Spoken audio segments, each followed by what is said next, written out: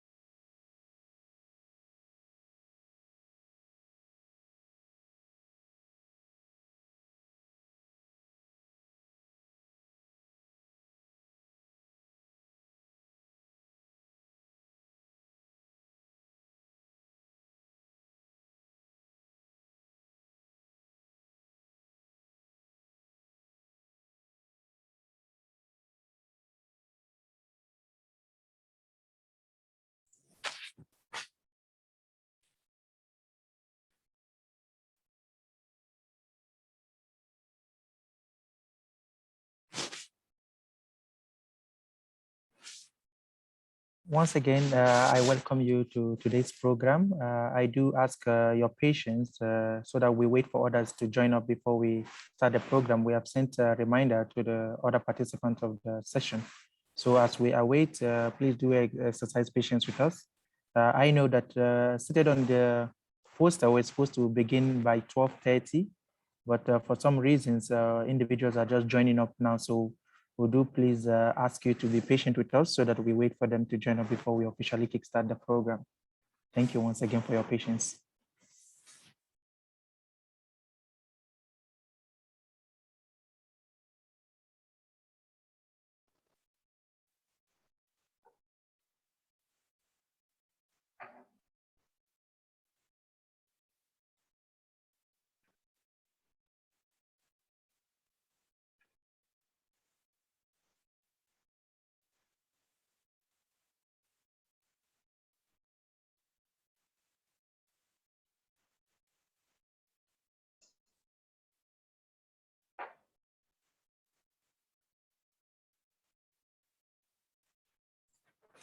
As we await other participants to join up, I would like to acknowledge the presence of Dr. Suleiman Oladipo from Chemistry Department. Doctor, you are highly welcome, and we thank you for taking our time from your busy schedule to be with us here today. We sincerely appreciate.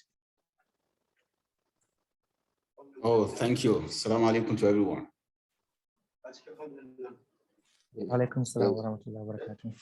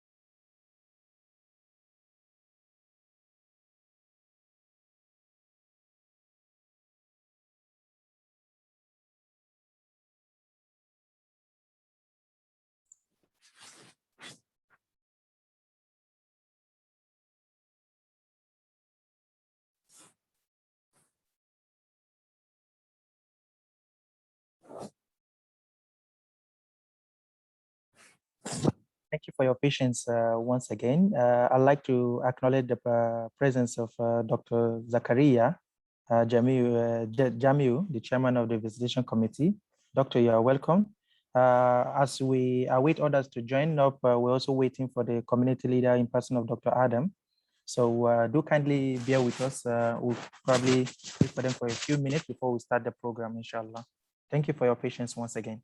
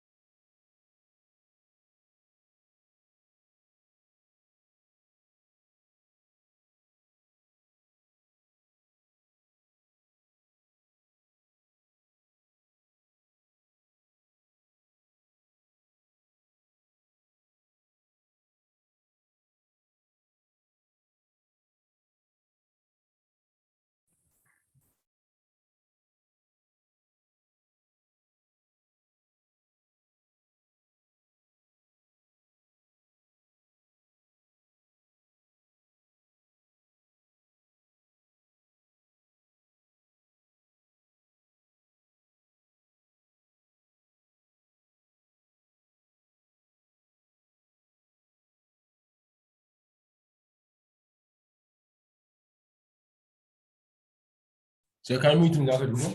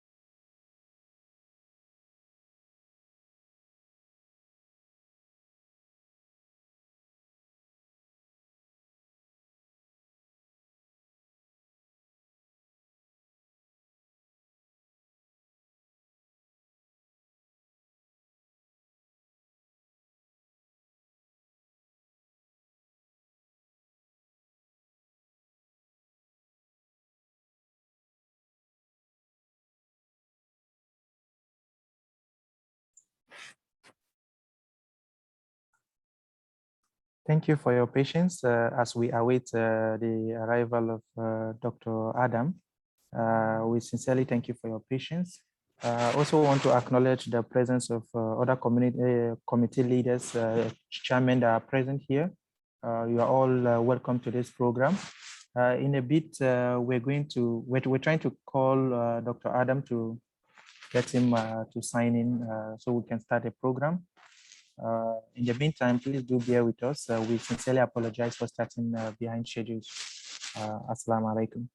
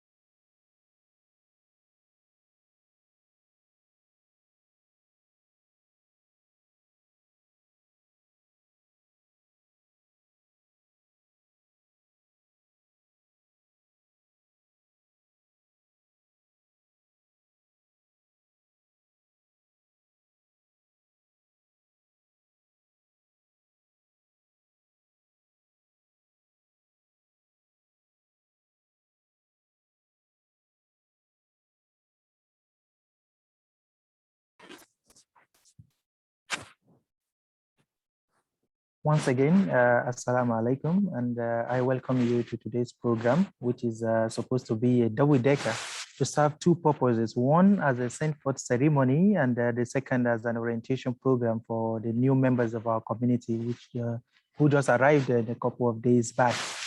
So we welcome you to this program, and without further delay, as we are starting behind schedule, I think at this point we will just move on as we've tried to wait for the community leader, Dr. Adam. Anytime he joins us, I'm sure his presence will be acknowledged, and we'll give him the chance to say his welcome address.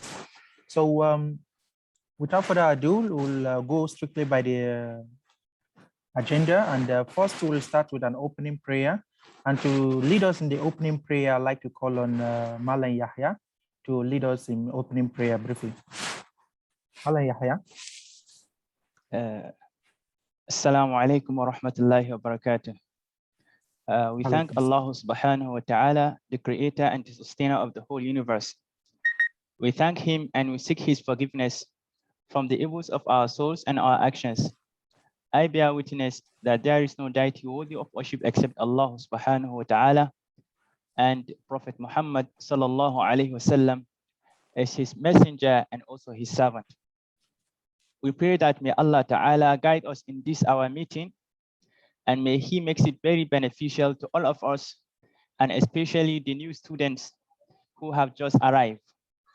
And I pray may Allah ta'ala make their stay in NCUPM and the community something that is beneficial to them and that will be beneficial to the whole Muslim Ummah, and as a means to progress in their life and also to improve in their affairs of the deen. I also pray that may Allah Ta'ala continue to guide the leaders of this community, and may Allah Ta'ala preserve them, preserve their health, and preserve their iman. Allahumma salli ala Muhammad wa ala ali Muhammad wa barik ala Muhammad wa ala ali Muhammad kama sallaita ala Ibrahim wa ala ali Ibrahim innaka Hamidum Majid wa barik ala Muhammad wa ala ali Muhammad كما باركت على إبراهيم وعلى آل إبراهيم إنك حميد مجيد. ربنا آتنا في الدنيا حسنة وفي الآخرة حسنة وقنا عذاب النار. السلام عليكم. Walaikum assalam wa rahmatullahi wa barakatuh. Thank you, Malan Yahya, for the wonderful prayer. Next, as you can see on your screen, is the welcome address by the community leader in person of Dr. Adam Olatunji. So, Dr. Adam, please kindly welcome the guest or our participant for today.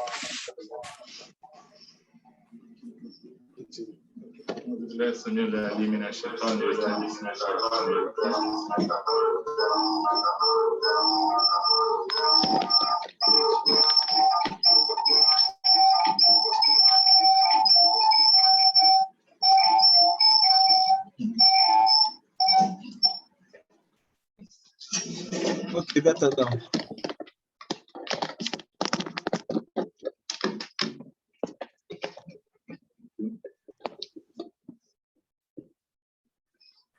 بسم الله الرحمن الرحيم.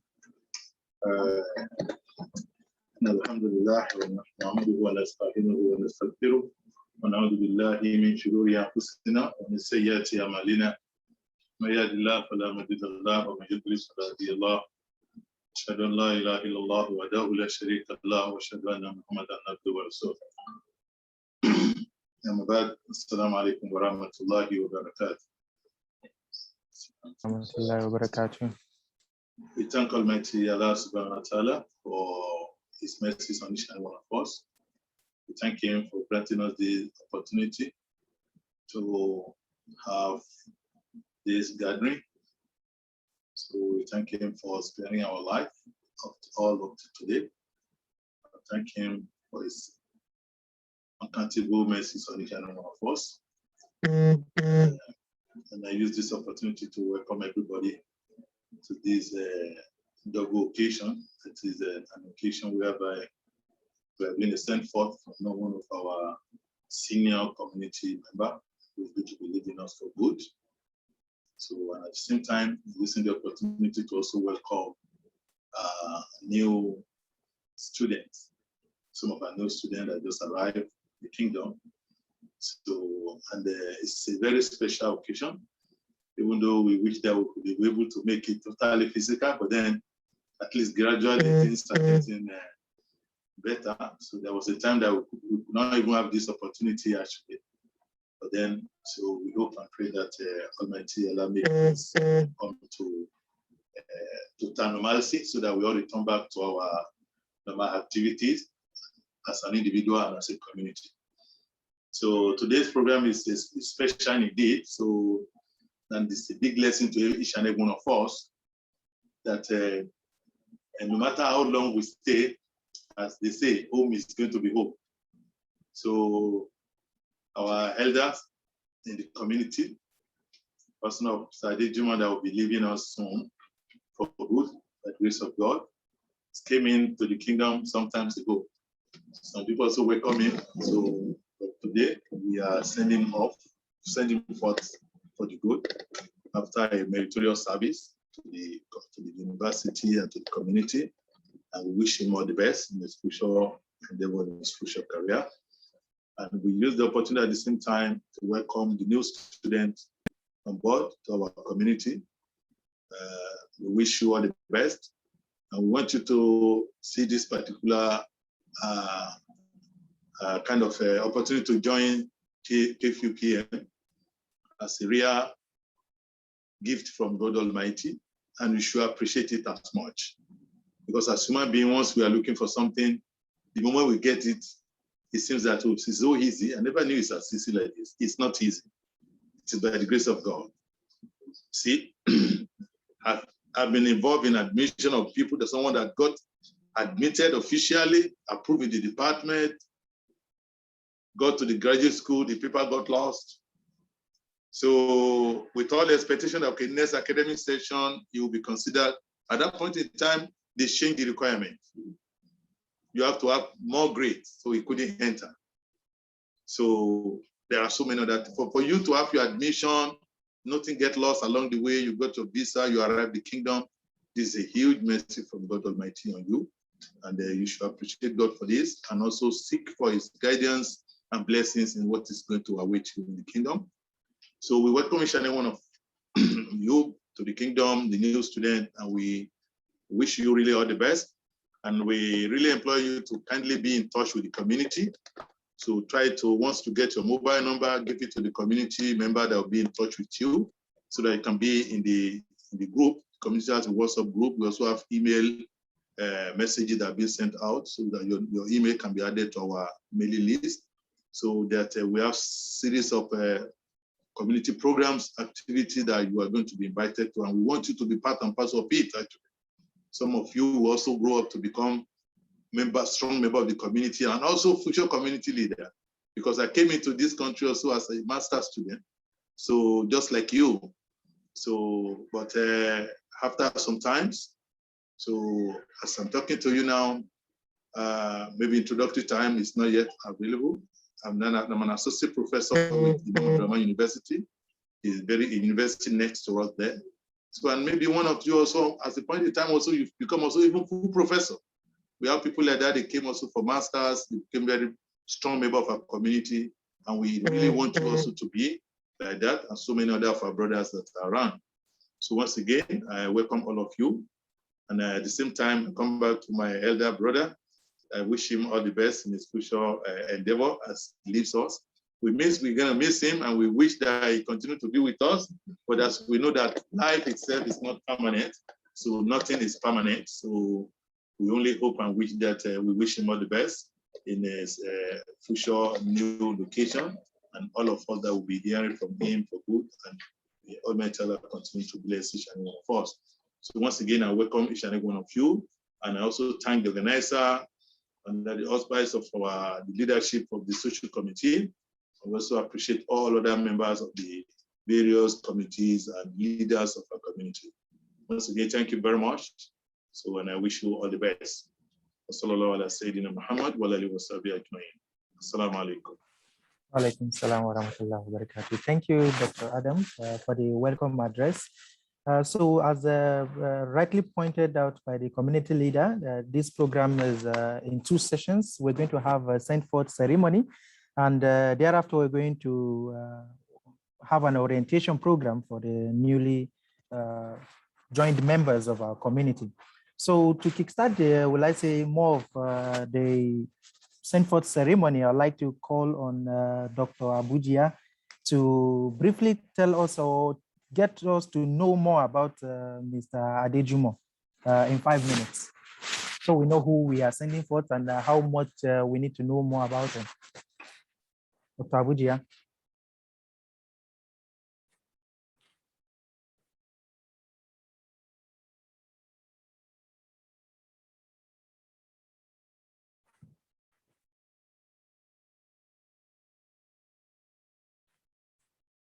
Dr. Abujia, your mic is muted.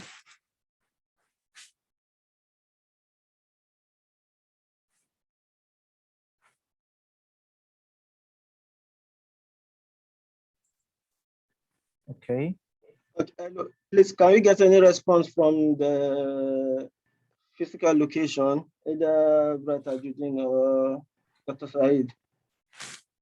Oh, okay, I just got a message from, okay, all right. I think,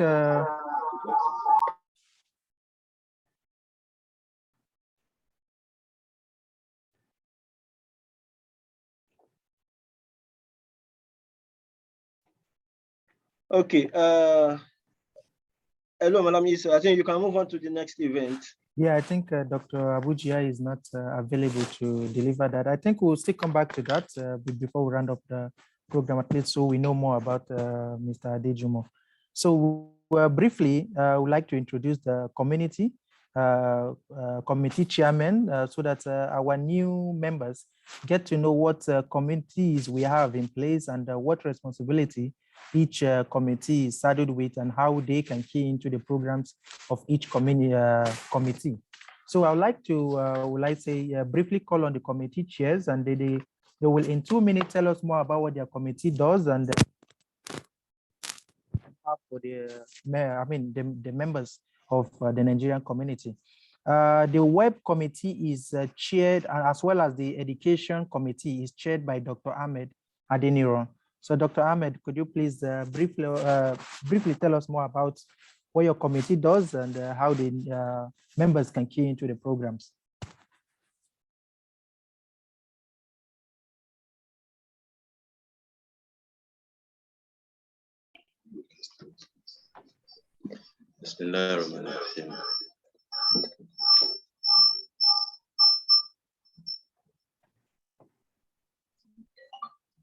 We thank Allah for making today a reality.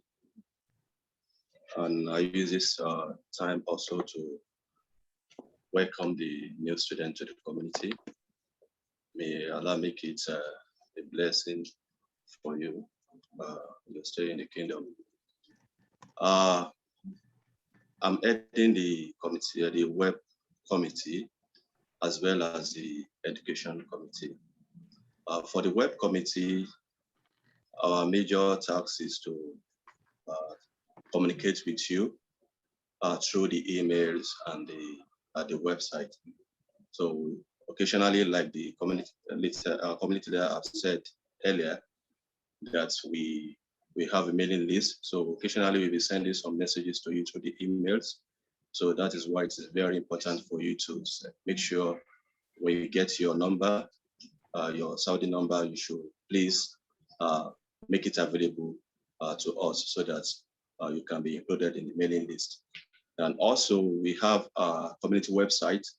Probably some of you might have seen this because occasionally we receive mails from some prospective students to KFPM and even job seekers that came across our website. So this is a very good avenue for us to communicate both to the community member and those the world at large. So we welcome you to also visit the website whenever you have anything that you think you can contribute to it. You can also communicate to us. Secondly, there is also the education committee. The job of the education committee is to as the name implies, is to enlighten us on various topics of interest to us, particularly on personal development and the rest. So we also have a program which is the Arabic classes, Arabic and Quranic classes for those that want to develop their proficiency in Arabic and also in the Quranic studies. And also we have some other programs that are in line. For example, for those that have kids in the community, we also have been having a plan to have a program for them, and many other others to come, inshallah. So these are the brief I have for you regarding the job of the community. So I welcome you once again to the community. Assalamu alaikum. Wa alaikum assalam wa rahmatullahi wa barakatuh. Thank you for the intro. For the introduction to the functions of the Web and Education Committee. Next in line is the Social Committee, which is chaired by Dr. Saeed Ghani. Dr. Saeed?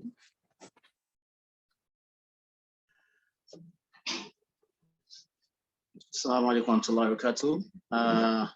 I want to welcome everyone to this occasion of the send forth and the orientation for the semester or academic session 2021-2022, especially the new students. Wish you all the best. So I'm representing the Social Committee, and as the name implies, we are shadowed with the responsibility of organizing different social activities within the NCUPM and its environment. One of the things that we engage in is the occasion that gather us today, the orientation. In addition to that, the send forth activity, and also during Ramadan, we used to collaborate with other committee to organize a Ramadan program. In addition to that, we have some activities that is related with sports, essentially the football. We do some social gathering or social activity with respect to that. Again, we're also involved in the collection of annual dues because this is how we keep the activities or the program of the social committee running. So we used to engage in due collection. And as a result, we are actually representing or the face of the NCUPM and its environment.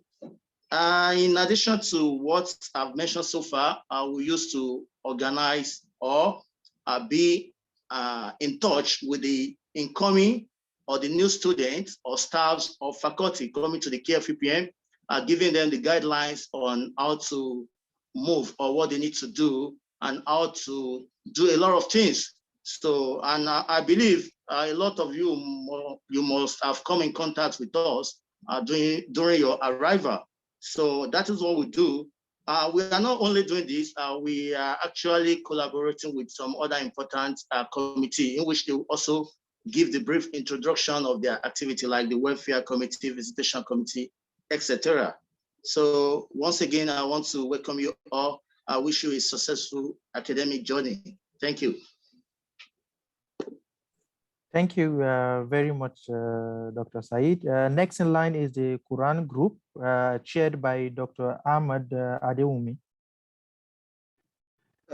You can go ahead and call Dr. Zakaria. I think Dr. Ahmad is unavailable now. Okay, that's okay. The visitation group, committee is chaired by Dr. Zakaria Abdul Karim. So, Doctor? Dr. Ahmad is around, is available. Oh, Dr. Ahmad, okay, please go ahead. Inshallah. Let Dr. Zakaria continue, inshallah. Okay.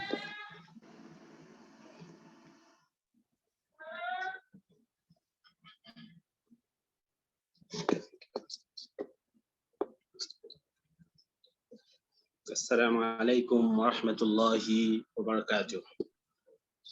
I'm Zakaria Abdul Karim. I coordinate the activities of a visitation committee.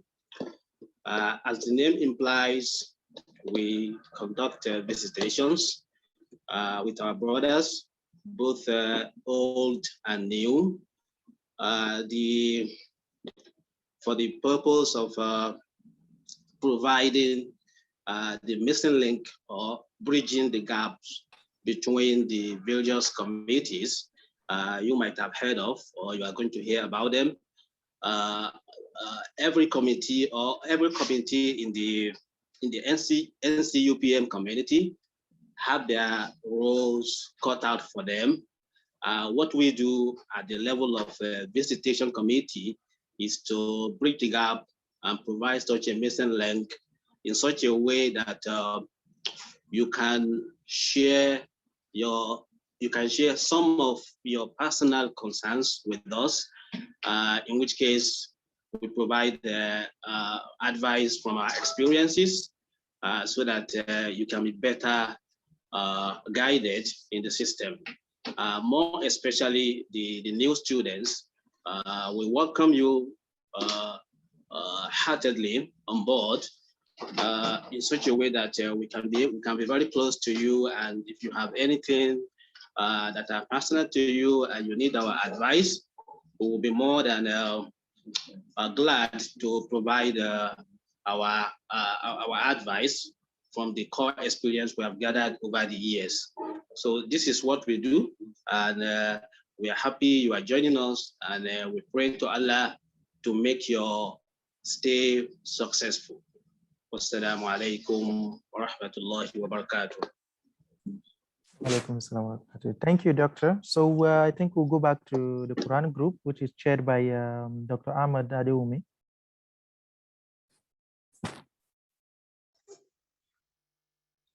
Assalamu alaikum wa rahmatullahi wa barakatuh. Alaikum assalam wa rahmatullahi wa barakatuh. I welcome every one of us to this program. Especially, I use this medium to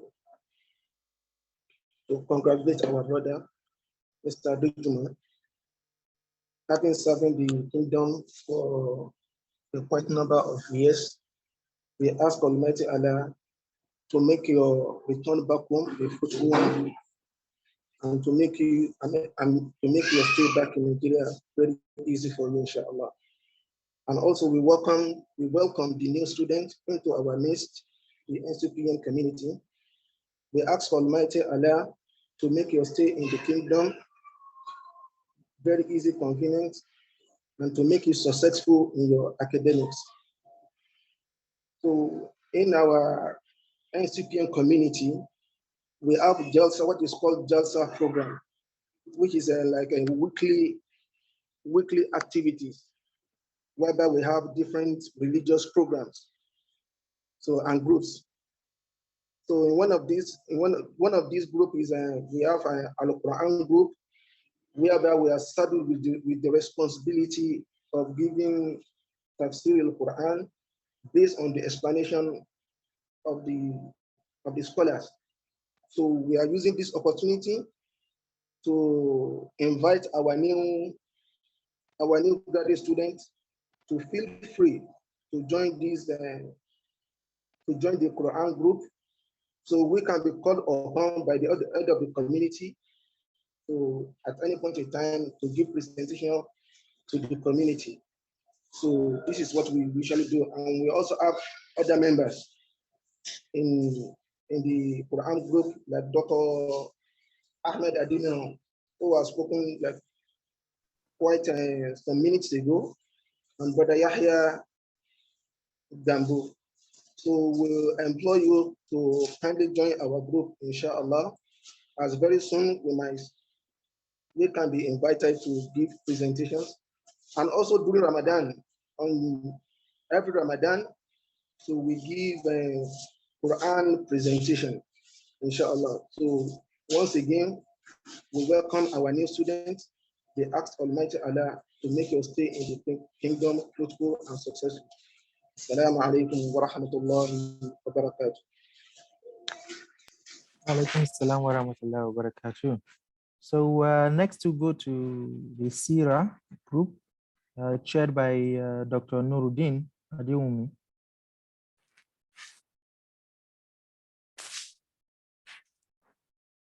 Dr. Nuruddin? Okay, so I think we can move on to the FICU group. We're chaired by Dr. Abduraouf Adebayo. Dr. Abduraouf, is he available? Dr. Abduraouf? Okay, so the relief group is chaired by Dr. Jami Adinoy. Assalamu alaikum wa rahmatullahi wa barakatuh. Wa alaikum assalam wa rahmatullahi. Assalamu alaikum wa rahmatullah.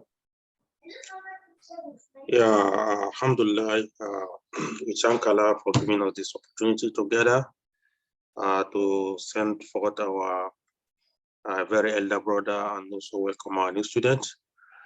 Yes, you may have seen from the list, my name is written against two committees, Al-Yusra and Relief.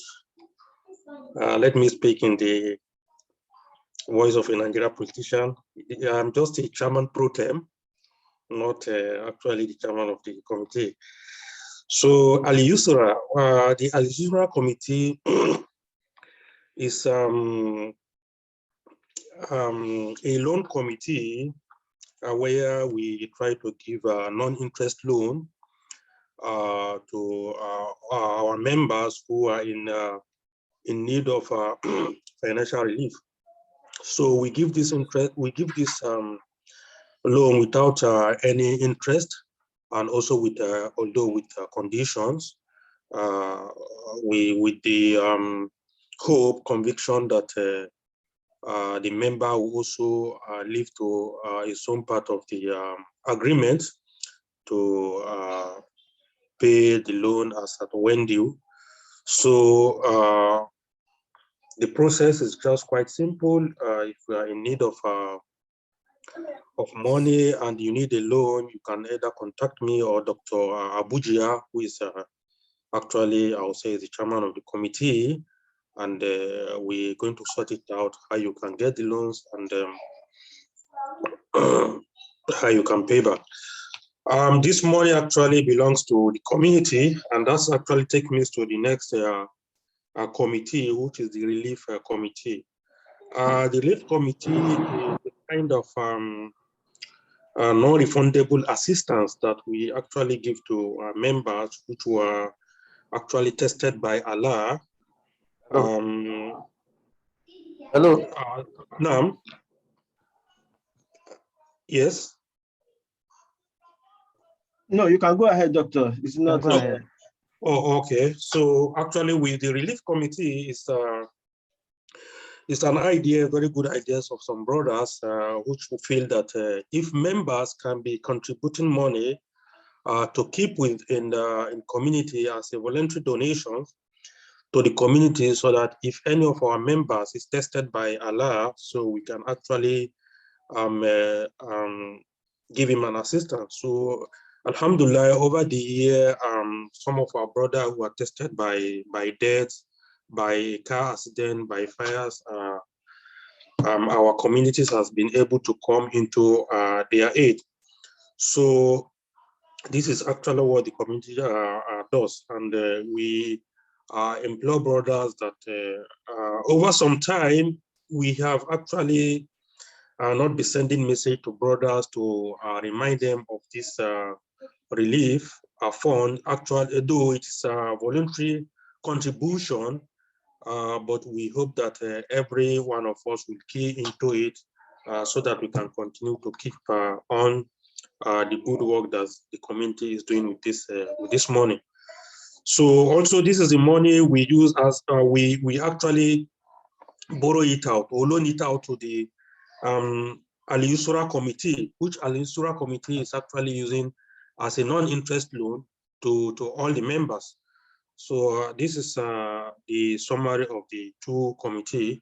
Once again, I use this opportunity to welcome you all to KVIP. Assalamu alaikum wa rahmatullahi wa barakatuh.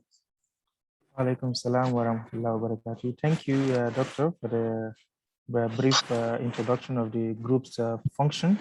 We'll go back to Dr. Nuruddin, who is chairing the SIRA group. Assalamu alaikum wa rahmatullahi wa barakatuh. Walaikum salam wa rahmatullahi wa barakatuh. Okay, can you hear me? Yes, loud and clear. Please, sorry for not coming at the right time. This is Zero Group, and the Zero Group is one of the group in Gaza that is meant as an active committee on a regular weekly Islamic spiritual sittings.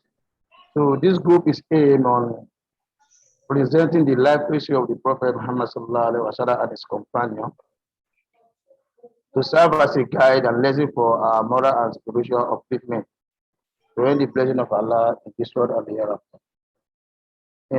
In accordance with the word of Allah subhanahu wa ta'ala, indeed the messengers of Allah sallallahu alaihi wasallam, you have a good example to follow. For you who hope to meet Allah in the last day and remember Allah much. So based on that, we use that as a Zero group to read the book of Zero to us, and we have endorsed for now the book called Arai Maktub about the story of the Prophet.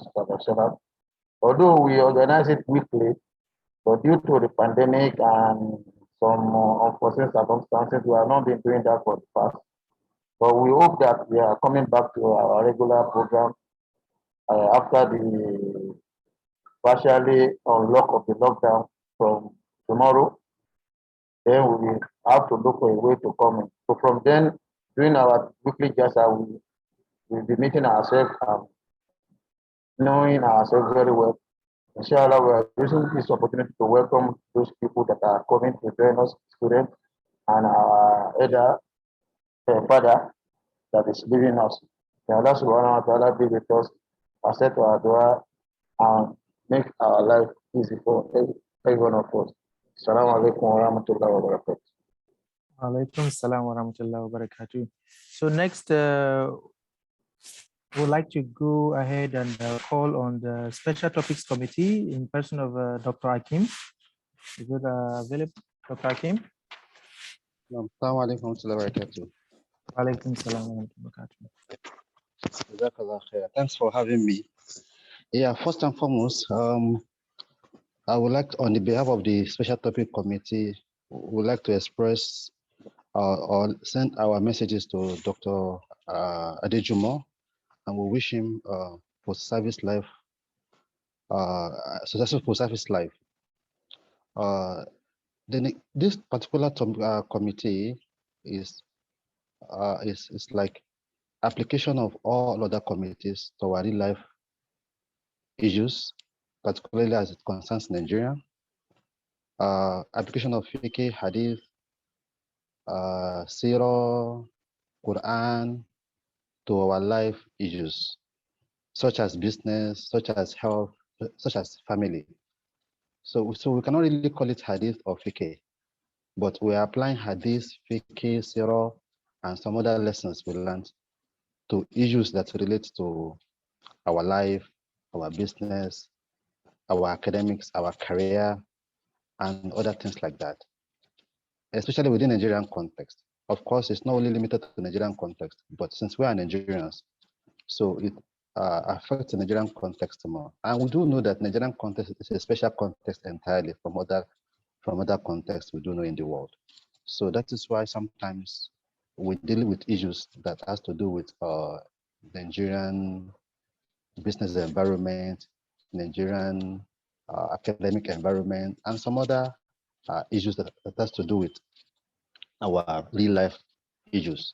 So we welcome everybody to this particular group as we try to have more issues that will affect us more.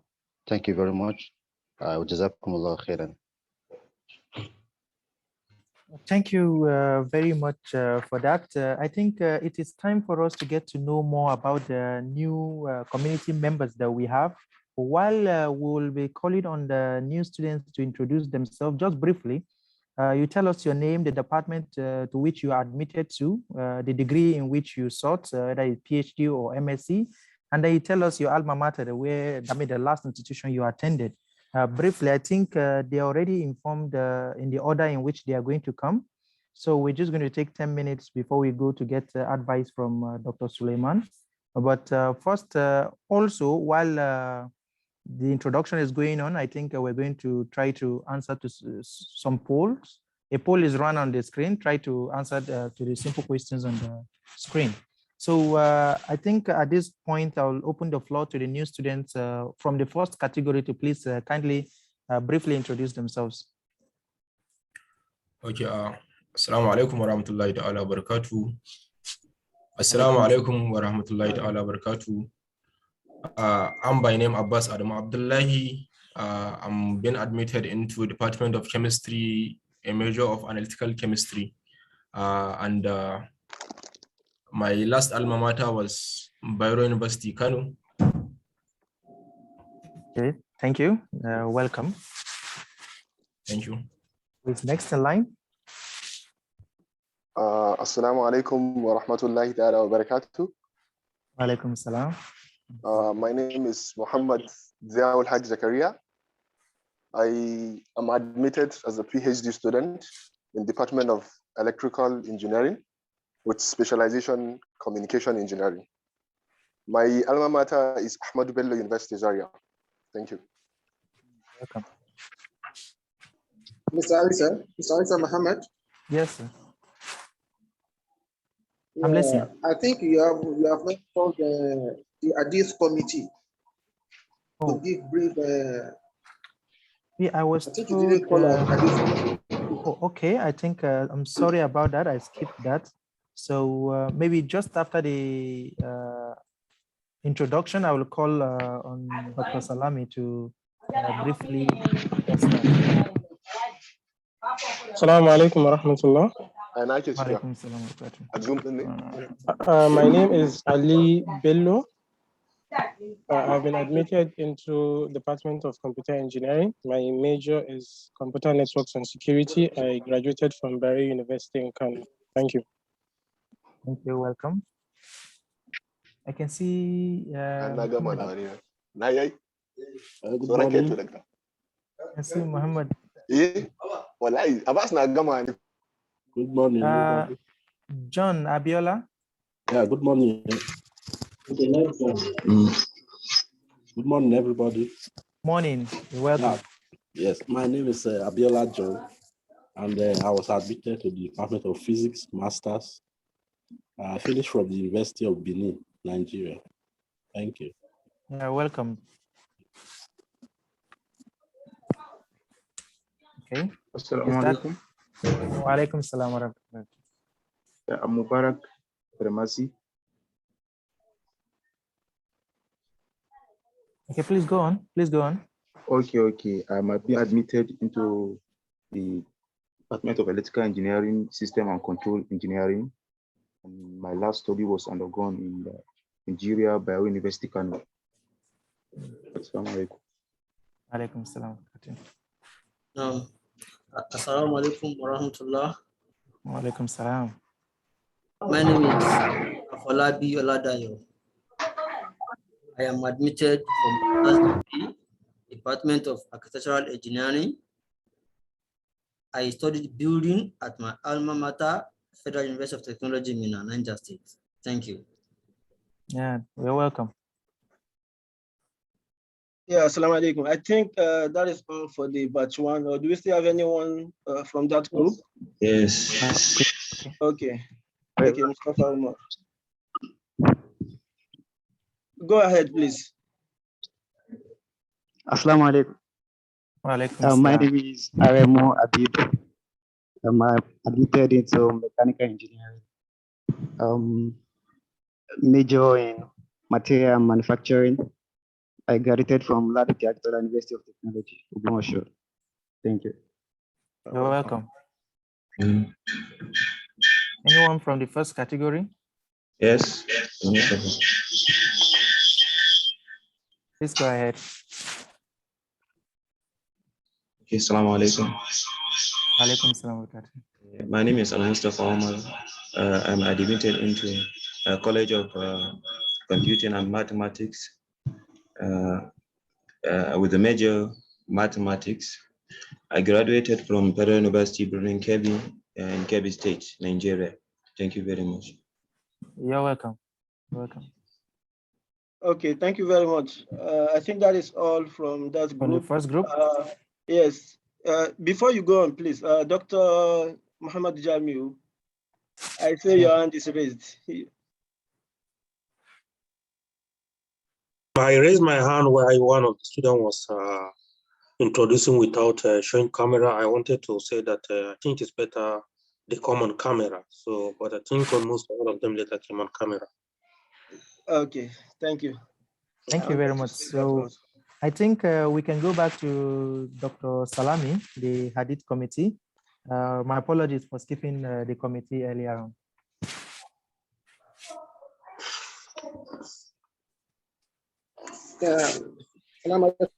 Mr. Isa. Yes, sir. Yeah, I think Dr. Salami excused himself. So okay.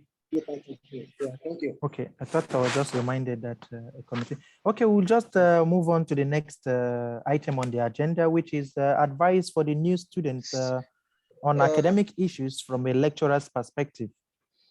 So, sorry, MC. Yep. The other. Yeah, sorry, I think we now have Dr. Abuji, yeah. So it will go back to the introduction. Okay, we now have Dr. Abuji, yeah? The citation of Mr. Dejumo. Okay, we now have Dr. Abuji, yeah? Yes. Okay, that's fine. I think Dr. Abuja would kindly give us an introduction on who Mr. Adejumo is, so we get to know more about him in brief. Assalamu alaikum. Alaikum salam wa rahmatullahi wa barakatuh. Yeah, Brother Adejumo is one of our elders here. I think the elders in the community currently, and we actually feel sad losing him. He has been part of us. He's a Christian brother, but he doesn't see himself in terms of religion. He's always participating in every group community activity. Brother Adejumo is a graduate of University of Sussex University, UK. He got his BSc and the MS from University of Reading, also in UK. He has been serving in NCUPM as a lecturer since 1993. He served in various capacities. He served as a coach of a soccer team. He served as a coach of lawn tennis and almost all the clubs they have. Mr. Adejumo also participated. He was one of the, he was a member of the committee that introduced the 5-kilometer rectal race that we still have to today. He has been a student coach that leads the NCUPM student to athletic competitions in international capacity. As I mentioned earlier, he's one of the eldest brother here. He's always there for us in terms of everything we need. Definitely, we are going to miss him a lot. Thank you. Thank you so much, Dr. Abuja. I think someone like me will also miss him because I never got to be trained as a hockey player. I've been looking for hockey pitches around the country, but never found one. So wish him all the very best. Do you have any India background? Do I have any Indian background? Indian Pakistan. background? Or No, we Pakistan. play field hockey in Nigeria. So we move next to the next item on the agenda, which is the advice to the new students on academic issues from a lecturer's perspective from Dr. Suleiman. Assalamu alaikum. Alaikum assalam wa rahmatullahi wa barakatuh. First, I welcome the new members of the community, all the students, masters and PhD alike. And I will also like to congratulate Mr. Adejumo on his safe and meritorious exit from the kingdom.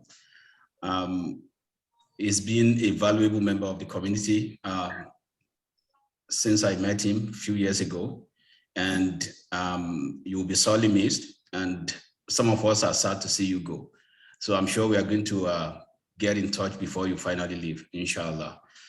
Again, I congratulate all the new members, the new students, those of you who have introduced yourselves and those who have not. You are welcome.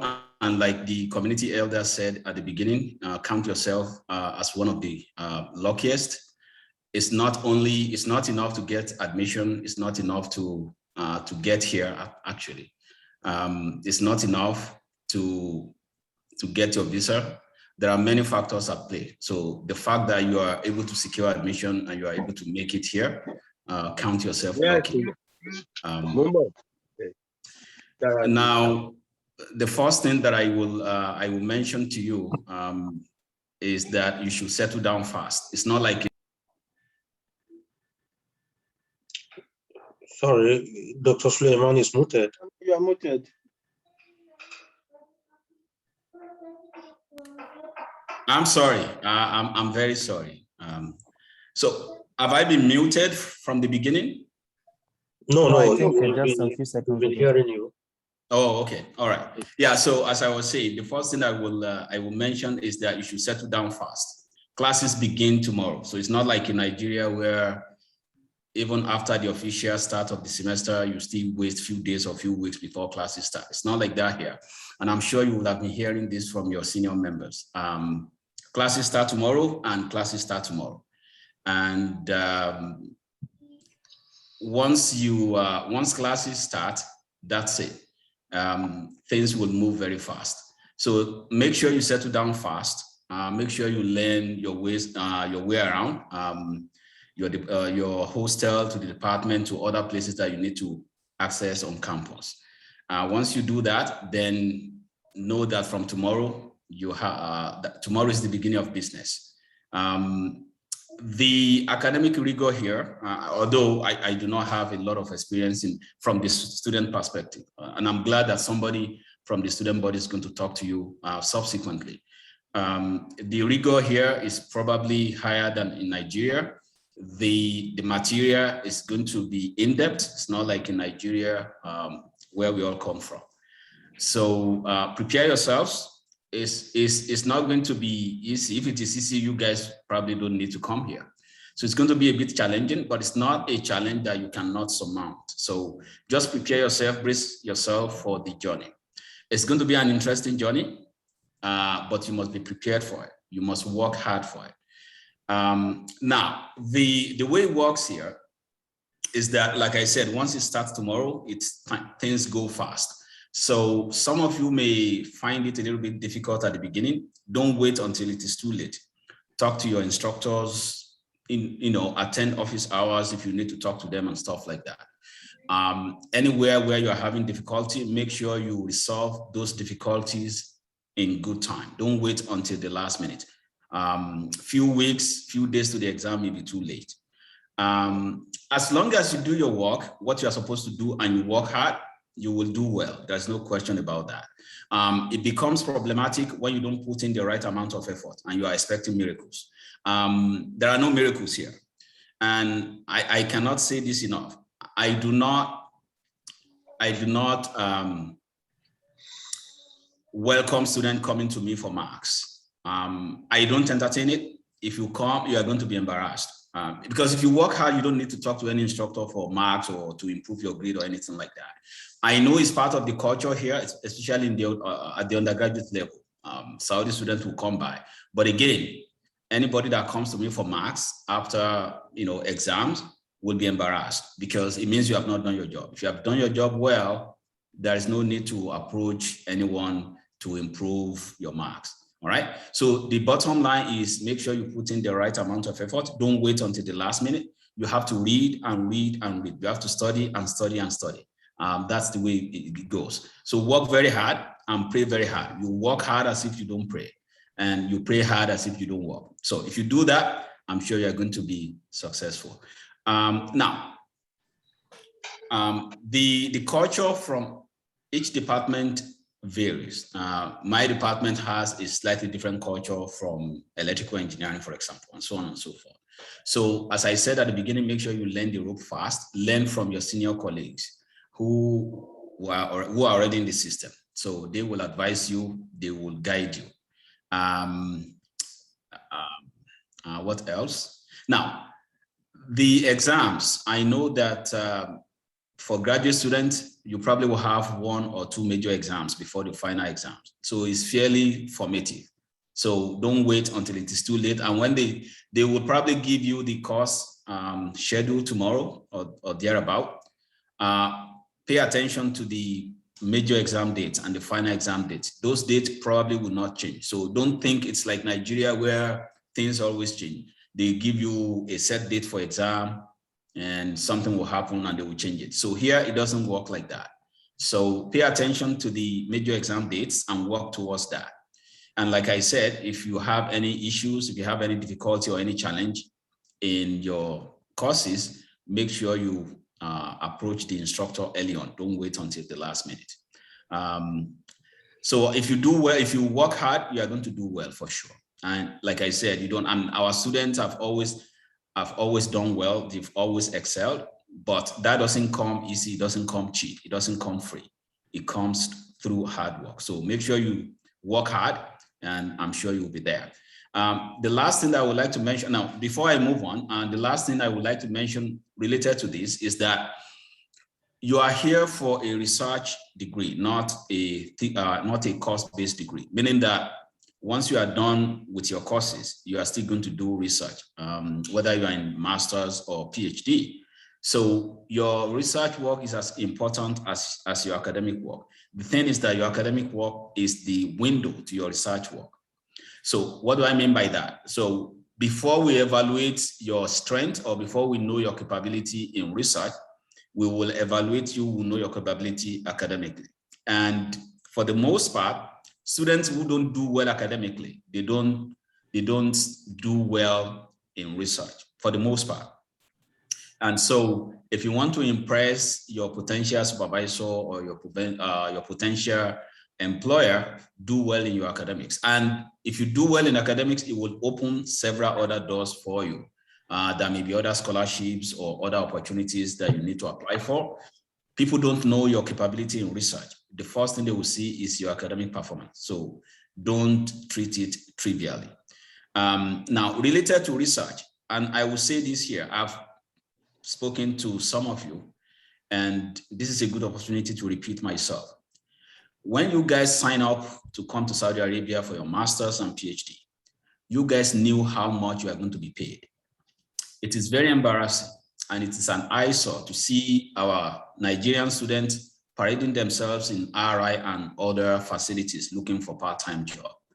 Good enough, I think somebody is going to talk about part-time job opportunities or stuff like that.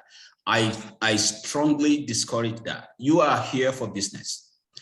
If the program allows you to stay in your master's for 3 years, why do you have to spend 3 years? You can finish in 2 years and move on. So every 30 minutes, every 1 hour you spend in another lab doing something for an extra real, all right, to augment whatever they pay you. That time should have been devoted to your research. If the work you are doing is related or the project you are doing is related to your research, that is fine. But parading yourself in front of RI and other facilities looking for part-time job as if you are not being paid at all, I don't think is a good idea. And it's just a waste of time, all right? Because you think that the extra reals that you make from RI will take you somewhere. What if you finish early? If you think about it, the time that you spend in RI and other labs doing part-time job, if you devote that extra time to your research, you will finish earlier and you can get a better job and get better pay. So at the end of the day, you are better off facing your research squarely rather than looking around for part-time jobs. And in addition, I should mention that sometimes there are opportunities within your program or maybe in another department through joint projects where you can be listed as a graduate student and you can make extra money. But that is fine because it is part of your program. But if you are looking elsewhere for part-time job, I don't think it's a good idea. I don't think it's a good use of your time. So this is my take on that. And lastly, some of you are going to live here at some point for greener pastures. Maybe you get better opportunities or better scholarships somewhere. That is fine. Nobody can stop you from doing that. But please, if you must leave, leave honorably. I have seen some students, they will just leave without even informing their supervisor. Nobody can stop you from leaving. It's a free world. Nobody will stop you from going to the US, Canada, UK, or whatever if you get better opportunities. So it doesn't hurt to do your clearance properly the way you're supposed to do it, rather than just leaving and leaving your supervisor, the department chairman in limbo, trying to figure out what's going on with you or what happened to you. So this will be my last take. So if you have to leave, please leave honorably. Inform your instructor, or sorry, inform your supervisor. If you don't feel comfortable informing your supervisor, at least inform your chairman or somebody else from your department, and do the proper sign out. Don't leave dishonorably, because when you do that, you have burnt the bridge that lifted you to where you are. And unknowingly to you, you probably may be causing harm to subsequent entrants from Nigeria. They would say, oh, that's what Nigerian students do and stuff like that. Okay, so if you must leave, please leave honorably. Make sure you do your proper sign out, proper clearance before you leave, because like I said, nobody is going to stop you from leaving. So again, I wish you all the best, and I'm sure if you work hard, you are going to excel. Thank you. Assalamu alaikum. Wa alaikum assalam wa rahmatullahi wa barakatuh.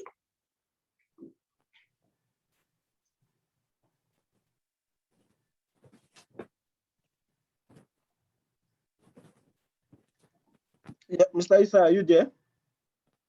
Sir? Over to you. Hello, Madam Issa. Yes, I'm hearing you loud and clear. Okay. Okay. So okay, go ahead, please. Okay, so just like I was saying, the same advice given to the students, the new students from a student's perspective will be given by Mr. Kabiru Haruna. Mr. Kabiru? Yes. Please go ahead.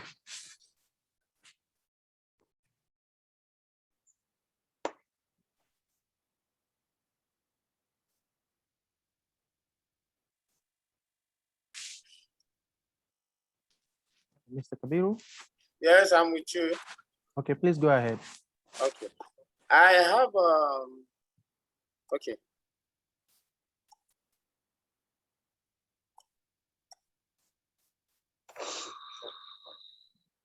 You are trying to share a screen?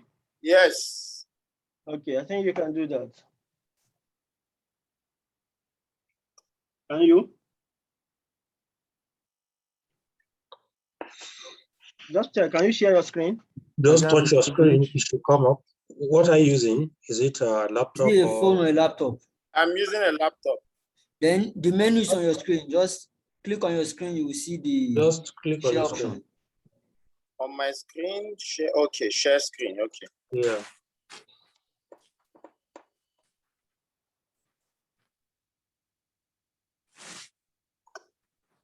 Okay.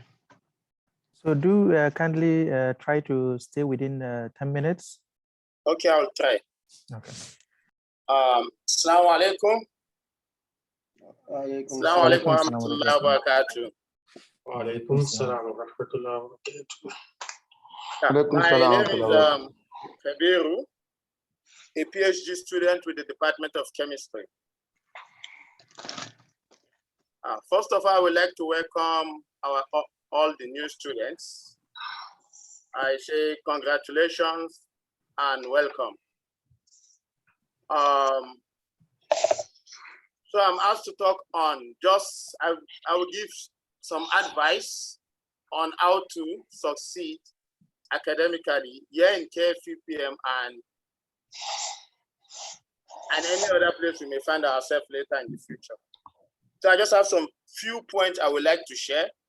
While I'm sharing this point, I will just chip in some of my experience as a student here in NCUPM. Like Dr. Suleiman rightly said, that immediately you are here, by tomorrow, business starts. The lectures will start. And so first thing, I think most of us, before even that tomorrow, must have what? Set goals. As students, what we have to do first, we set goals. So what goals help us to do, it gives you direction and increase your attention and make you focus. It also increases one's motivation and effort. And also by setting goals, it will also reduce anxiety and also give you confidence. So let's say in the area of courses, we have to strive for A+ and A's. Like what Dr. Suleiman said, the courses are very much important here. That you need to get a good grade. If you're not getting a good grade, you might find it difficult to get admissions for PhD. So the second thing is that we should have a positive attitude. That we should be positive, that we will be able to succeed. And also we should also look forward for what we intend to learn, and we should also have an inquiring mindset. Let's say, for example, before even taking a course, or if you must have taken a course, you should inquire about the course and also the instructor taking the course. It's not just speaking, let's say, it's not just taking a course. Let's say you just taking a course and it's not just taking a course. Maybe, for example, I had an experience where I took a particular course in my master's program. Even before taking the course, my advisor advised me not to pick that course because of the instructor. So I actually told him I needed that course because it's related to my intended research interest. So he advised me not to, and actually when I took the course, I had a problem. I had a very bad grade. Not very bad, but a bad grade on that course. So before we take any course as students, we should inquire from the old students. We should ask about the instructor taking the course, how the course is. For example, our first semester is very, very important. Like some of us, we need to eat nothing less than 3.5 in order to get the GRE wave. So we need to take a course, especially for the elective courses. You shouldn't take an elective course that will be so demanding. You need to take an elective course that will be very easy for one to have a good grade. So the third point I will give is we need to manage our time. Now we should make sure we have schedule, and we should know where our time goes most. That it should be awareness is key. That we should know if we are spending most of our time on things that are important or things that are trivial. Like here in KFUPM, time management is very, very important. You might not know time management is very, very important. And also we need to study very hard for every class. Let's say immediately after attending a class, you should just go through it and keep some notes. The other thing, even before attending a class, we should do some survey. We should review the class before attending the class. This will help us to understand more during the class. And also we should try and read immediately so that we will not forget what the instructor must have said in class. And we should make note even while in the class. There are some courses that if you don't even attend the class, even if you have the course material, you might not be able to do very well in that course. So it's very, very important that we attend our classes, and we should be very attentive in the classes. That reading the textbooks is not alone is not that sufficient. Like I said earlier, we should attend class, and we should have the intention of going to a class to learn something. And if possible, you should ask questions where you don't understand. Don't feel shy that maybe this, don't feel shy. You should ask questions, and this will enhance our process of learning. And we should also sit, if possible, at the front row. It will increase your attention, because it will increase your attention because you are just directly facing the instructor without any other distraction. So while in class, we should take note in class, and we should try and review and edit our notes after each classes. Let's say within 48 hours. If possible, even while in class, you can even record the lectures from your phone and go back and make a review of the class and make notes.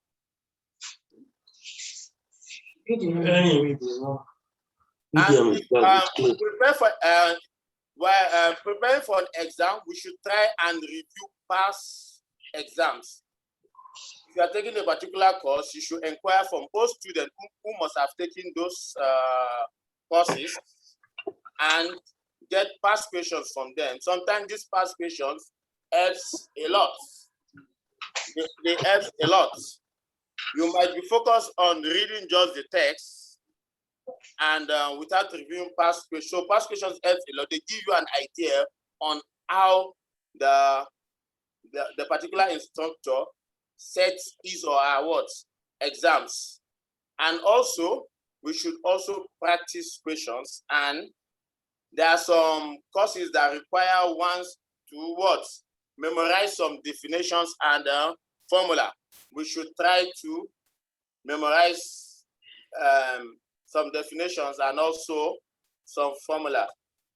And like I said, while reviewing past questions, this will help us to know the type of exam to expect from a particular instructor. And we should also what? Eat well and sleep well also. If you don't eat well and you don't eat well, you may not be what? You will not be able to focus very well. So these are also essential as a student. We should not just read all through. And in writing your exam, before going for an examination, you should have what? Positive attitude. We should do our best. We should go early for an exams. I could remember when I came, my first semester, there was a course we took in chemistry. It was advanced analytical chemistry. There are students from other nationalities like the Sudanese and Egyptians. So I remember from Nigeria, analytical chemistry we did was mainly theoretical. We didn't do most of the practical aspect, for example, knowing the instruments, how a particular instrument functions. And so when we were in the class, I knew some of this, especially some students from Sudan, they were what? Very active in class. And we don't have ideas of most of these instruments, but you should not be discouraged. You should not be what? Discouraged, because what you only need to do is to what? To study harder and meet up at the level. I think after passing through the rigorous undergraduate program from our various universities in Nigeria, we are actually prepared for anything. I mean, anything. Even in these courses, like I said, at the end of the exams, most of Nigerians even did better than what? The Sudanese. It's just for one to what? To study arts, and you review past questions, you manage your time very well. You manage your time very well. And if you want to go for exams, like I said, you should arrive early to the exam. This is very important. You shouldn't go late, because if you go late, you might be anxious in the exams, and you might be anxious, and this may not make you to be that focused, and you might not do well in the exams. And we should read very clearly the exam questions and instruction. And while writing an exam, we should budget your time. We shouldn't focus on a particular question. We should first of all scan through the whole exams. Then we allot times to each question. We should budget our time. And we should always we should relax while writing exam. Don't be anxious, and you should just relax and be calm. Then Lastly, the last point I will give is what you asked for help when you are in trouble. Let's say, for example, you are not doing well in a particular course. You should what? Seek for assistance, and you should study hard. Then you seek for assistance from your fellow students, and if possible, also even from the instructor. If there are things you can go to the instructor, they are very free. You can go to their office and what? Seek for assistance. And also, we should form what we call study group. I remember when I came, there was a course we took, advanced organic, I think that's the title, advanced organic chemistry. I think to me it's one of the toughest courses in chemistry. So I remember there are some guys that they knew they were not very good in these courses. What they did, they formed a study group with some other guys that they knew they are very good when it comes to organic chemistry, and this actually assisted them a lot. And they did very well. Some of them at the end of the exam had A and A+. So this is very important. When you know you are not good in a particular discipline, you should seek for help. You should form study group. You should review past questions and what? Give more time to that particular course, but not at the expense of your other courses. So I think with this is just few of the advice I would give as a student. And also, finally, we should know that even while we are studying, we need to what? To rest. As resting, according to resting is not a waste of time. It is an investment in well-being, and also relaxing is not laziness. We need to relax. It helps us to what? Source energy, and we should also have breaks. And we should also play. Play, study, and play. Thank you so much. And once again, welcome. Very much, Mr. Kabiru, for the advice. I'm sure they've picked a lot from the two persons who have spoken, in person of Dr. Suleiman and Mr. Kabiru. Next, we're going to go into the second category of the new students who are going to introduce themselves. I'm sure they are already aware of which category they fall into. So please, if you do fall into the second category, do kindly unmute your mic and kindly tell us again your name, the department to which you are admitted to, the degree which you taught, and where you, the last institution you attended. So the floor is open now. Okay. Hello, assalamu alaikum. Walaikum salam. My name is Hamba Abdullah. I'm admitted into electrical engineering, majoring in control.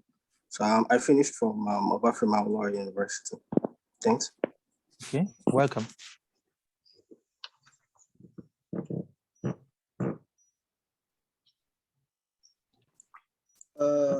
Mr. Muhammad Shuhaib Ahmad.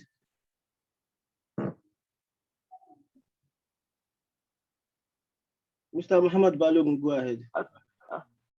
Assalamu alaikum. My name is Muhammad Balogun. I'm admitted to civil engineering, structure option. I graduated from Federal University of Technology, Mina. Thank you. Yeah, you're welcome. So guys, do kindly remember to mention whether you are admitted into the MSc program or the PhD program. After I do,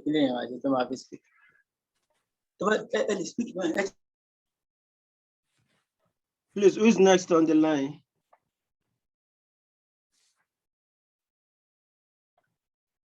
Mr. Oladele, are you there?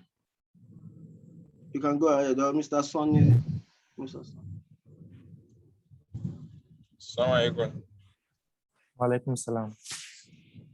My name is Mojid Olawale. If you don't mind, you can show your video. It's better for people to recognize you. Hello, assalamu alaikum. My name is Mojid Olawale. I am admitted into Department of Architectural Engineering. I graduated from Obafemi Awolowo University, Ife. You're welcome. Thank you. Who is next, please? Assalamu alaikum warahmatullahi wabarakatuh. Wa alaikum salam wa rahmatullahi wa barakatuh. I am Abdul Wahid Komardin. So I graduated from Ladok Akintola University of Technology, Udmosho. I will be pursuing my MSc here in physics. Thank you. Mr. Abdul Wahid, can we see you if you don't mind?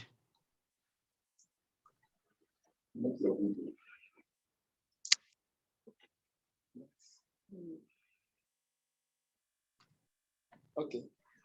Okay, we can go So, to the. You can go ahead. Yeah, Mr. Muhammad Balogun.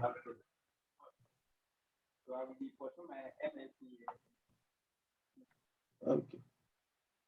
Okay, thank you. Who is next? Please go ahead.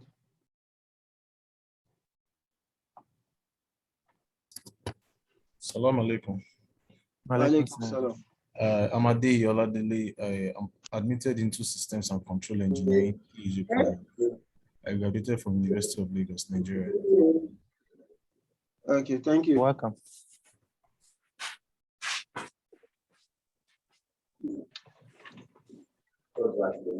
Assalamu alaikum. Wa alaikum Alaikum salam. salam. Is that all from the group? I think that is all. Assalamu alaikum. Wa Wa alaikum alaikum salam. salam. You can go ahead. We can hear you. Okay, sorry for breezing the protocol. Actually, I'm supposed to introduce myself in the second phase, but I've done that in the first piece. Okay. So I don't know if there is need for me to actually reintroduce myself again, or I think it's the fine. first one suffice. And the first one suffice. It's fine. Okay, thank you. Okay. Thank you. So Okay. I think that's all for the second category of the new students we have. Do we still have anyone from the second list? Okay, you can go ahead. If we don't have anyone, we'll just quickly move to the next item on the agenda, which is advice to the new student from an ethical, on ethical issues from a lecturer's perspective. This will be delivered by Dr. Said Adekunle. Dr. Said. Assalamu alaikum wa rahmatullah. Wa alaikum salam wa rahmatullahi wa barakatuh. Good afternoon, everybody. It's a pleasure to welcome our new ambassadors to Saudi Arabia. I address you as ambassadors because you are ambassadors. This is my talk is going to focus on ethics, and the ethics itself is necessary for us to observe on the basis of the fact that you are truly ambassadors of Nigeria. One important thing we have to realize is that the fraction of the expatriates in this country that are from Nigeria is very negligible.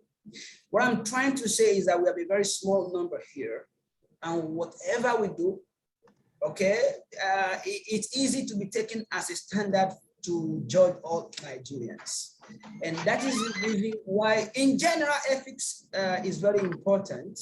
But this fact that whatever any one of us does negatively or positively is going to be, it's easy to be taken as our standard in general.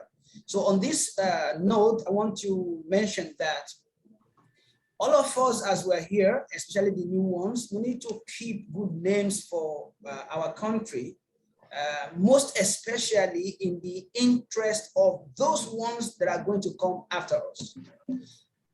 You are here new for the new students, and if the old Nigerians that have been here have given bad names to the country, then your stay here might be very difficult because you are coming upon a bad name for the country you belong to.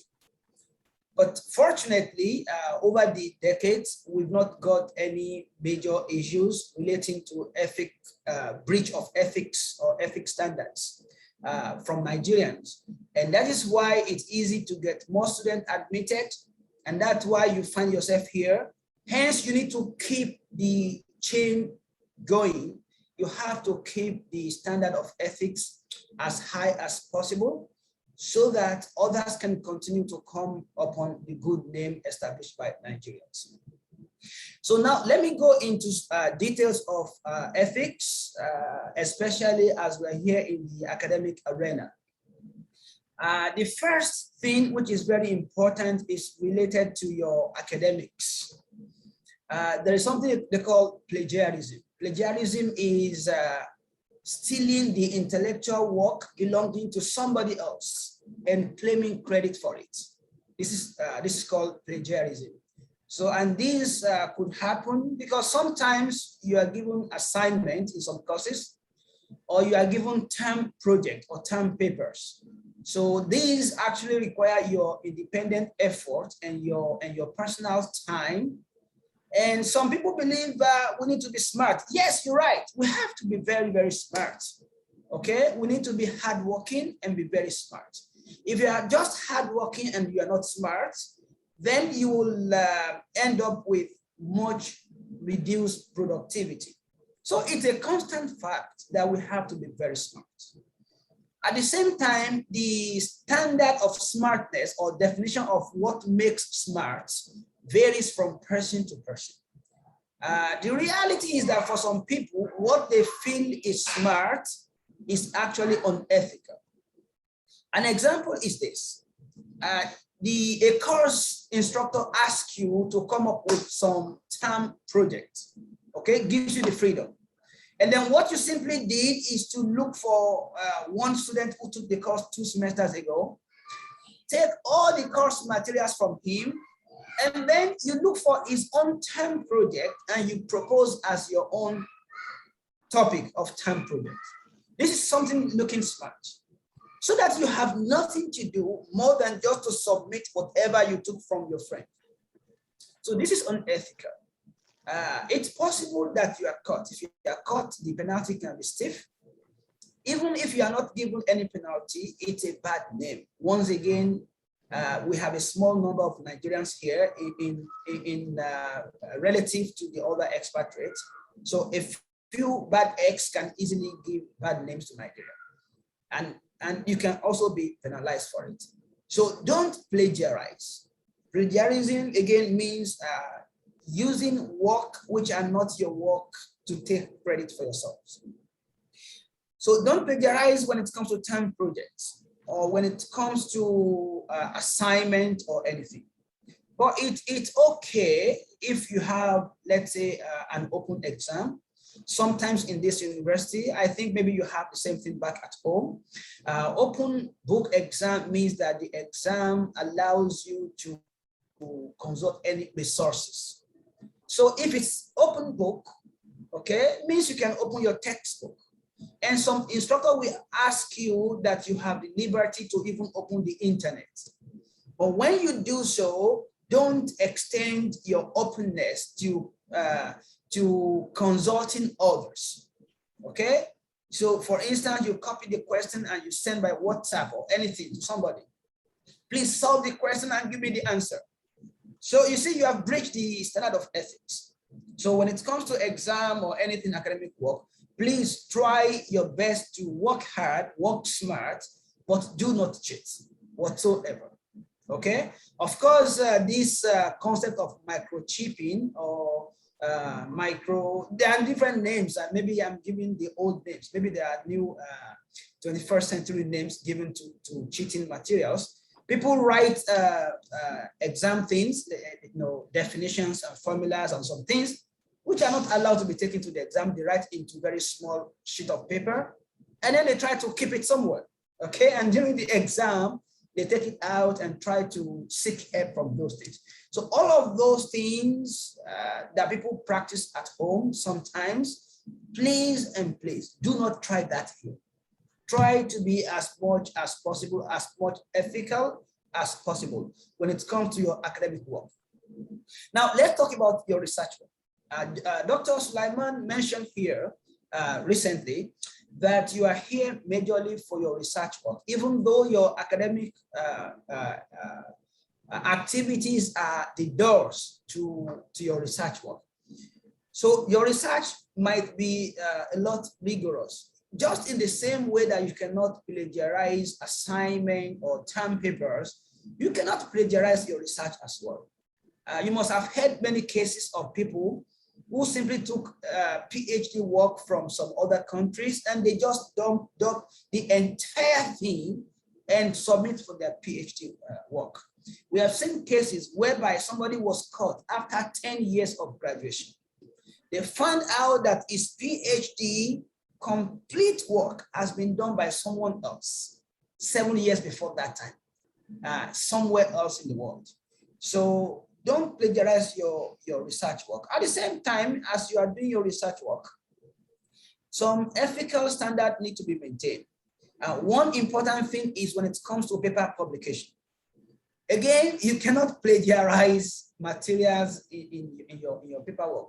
Of course, you need to do research work, literature review, review existing literature in the area of your research. And when you do this, do so to get lessons, not just to copy some things and paste into your own manuscript. Because in the end, there are software applications or application software that are designed to track plagiarism.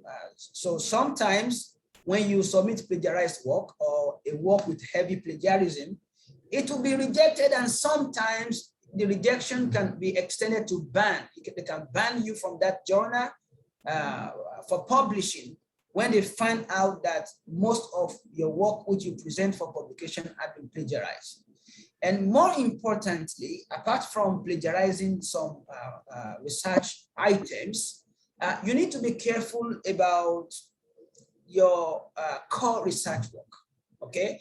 Don't engage in fabrication of results, because sometimes you can easily produce a research work, a virtual research work, without going to the laboratory. You can sit down, take a paper and look at the result and try to plus or minus add some values to some data points and produce your own research without even leaving your desk, right? So don't engage in falsification of research results. Sometimes you do research with some projection in mind of what you expect to get. And you get disappointed when you find out that what you expect, you're not getting. And some people try to adjust their result to match what they think should be the outcome. Please don't do that. This is unethical. If you are caught doing that, it will constitute a big violation of academic and research integrity standards. And lastly, before I close my discussion, I want to talk about the rule of this university and the rule of this country. As you are a student here, you're not allowed to work without the permission of the university. This is the rule, okay? Please don't engage in any other side hustle in this country, except that you seek permission from the university, okay? Of course, if you have any part-time work in the university or maybe in the library or in the research institute, of course, this is automatic because university already knows about it, okay? But when it comes to working outside the university boundary, then you cannot do that unless you secure the permission of the university. And one more important thing here is that many parents call for smart undergraduate students to help their children, okay? To help them to do assignment or to do term projects or to even sit down on their behalf to write exams. Please don't be part of it. In this university, you will see many students approaching you, okay?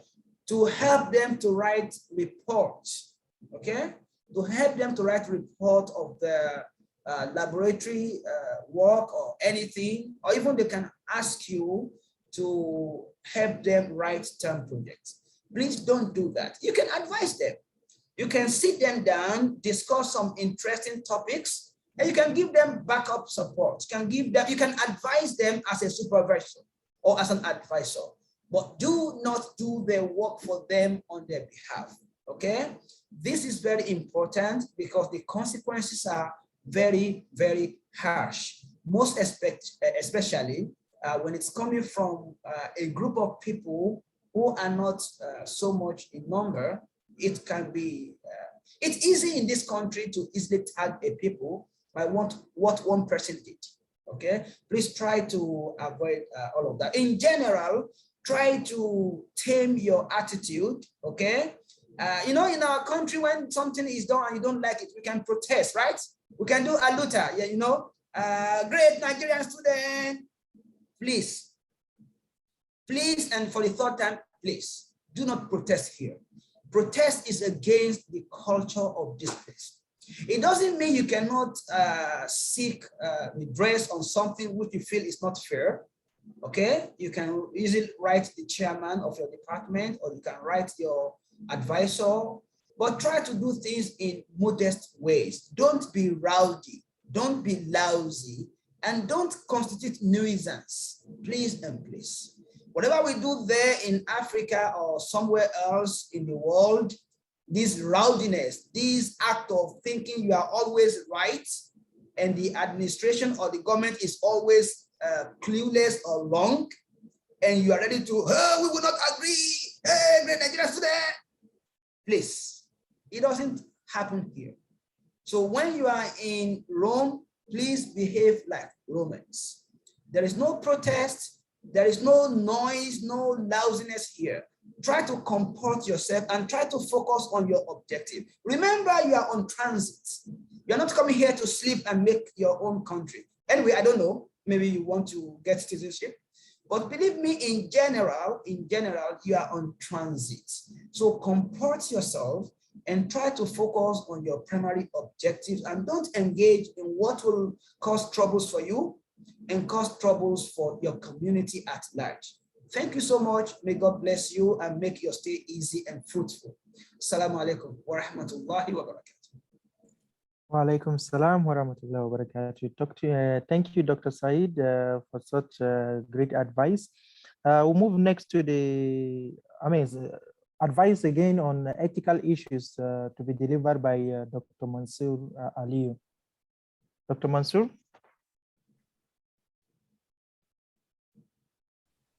So, Assalamu alaikum. Wa alaikum salam wa rahmatullahi wa barakatuh. Please, can I share my screen? Yes, you can. Go ahead.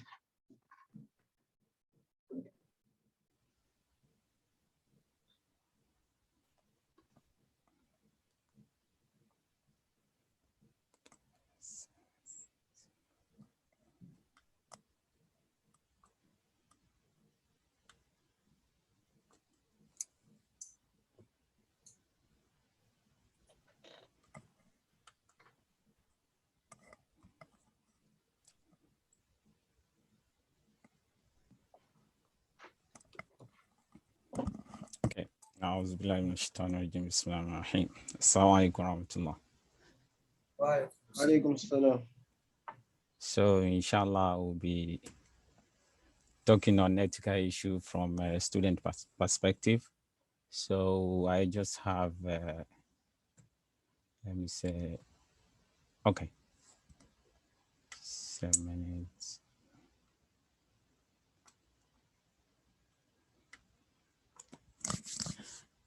I think I want to believe that the reason why we are talking about ethics is that maybe we have some issues relating to ethics. So like what Dr. Said said, although we don't have a serious issue, but here I will try to bring up some cases, though they are not serious, but I want to use them as an example. So talking about ethics, I just categorize them into three. So we want to talk about academics, non-academics, and other issues. So academic in this case, we want to see a situation whereby you find yourself as a student, as a graduate student, and what are the issues that you may face, or what are the issues that are related to ethics, or a situation whereby you find yourself as an instructor, maybe they give you a part-time job to teach a lab, or you are a grader or something like that. So now going to the academics, Dr. Said have said most of it, but still, we still have to talk about academic honesty. So issue of plagiarism and others is not allowed. And the attendance policy. So if you're going to the class, like what Dr. Sulaiman said, so the class start tomorrow. So, and then make sure you attend. In a situation whereby you miss a class, you need an excuse. So don't just say, okay, I didn't go to class today or something like that, or you have somebody to write attendance for you. So there's nothing like that here. And the issue of due date as well. So if you're given an assignment and you are asked to submit, you are given a period. So here, actually, if you think you are not going to meet up, so I think it's better to complain from the beginning. So don't maybe when it is time to submit, then you go and meet the instructor and said you try to romance him or something like that. So I don't think that will work here. And here we have some cases. So I know a friend, he took a course with a Saudi professor. So this professor, I think they fixed the, what's it called, first major.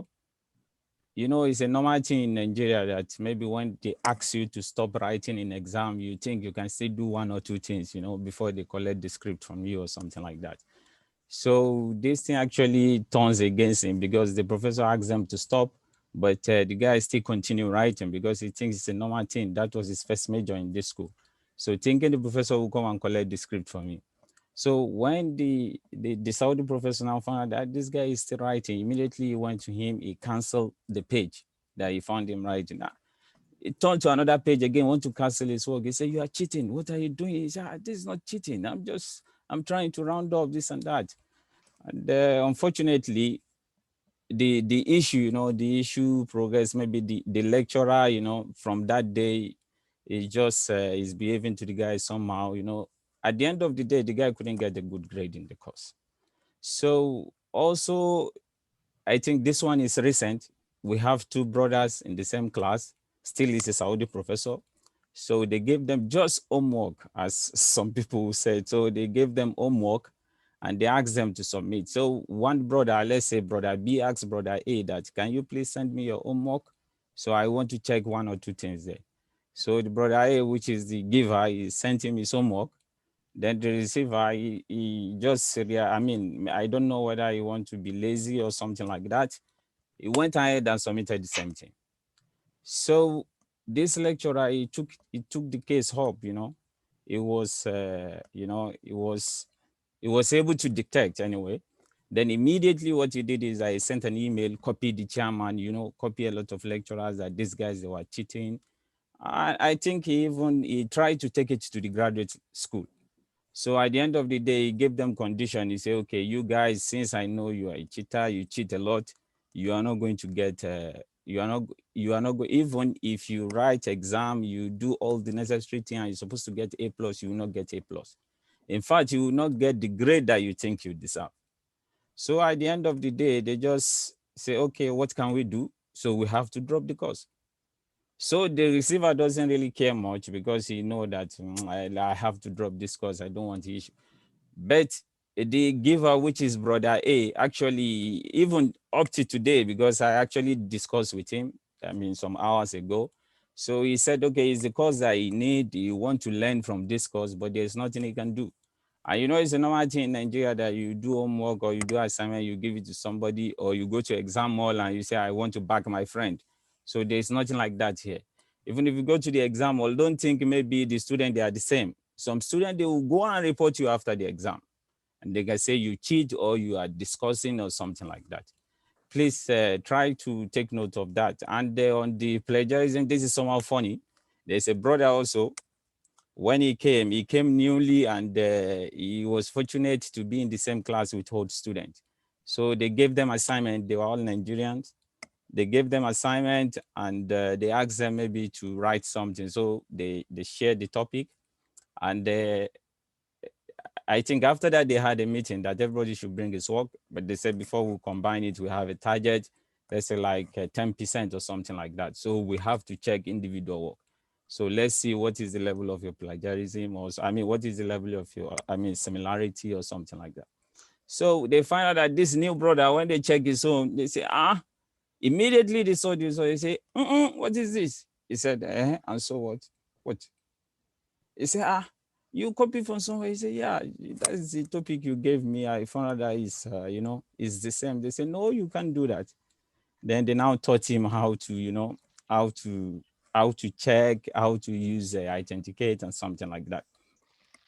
So we have like maybe some tools that you can use. We have authenticate. There is Turnitin as well. So, but I think authenticate is good because Turnitin, you need to do some settings in order not to get the paper stored in repository or something like that. So I think what you need to do once you get the ID, immediately you can go to the library website. You see the website here. Then you can just log in and apply for authenticate. I think it's very straightforward. Then if you have any question, you can meet any Hort student. So I think they can guide you. Now coming to maybe if you happen to be an instructor or a grader, actually from what Dr.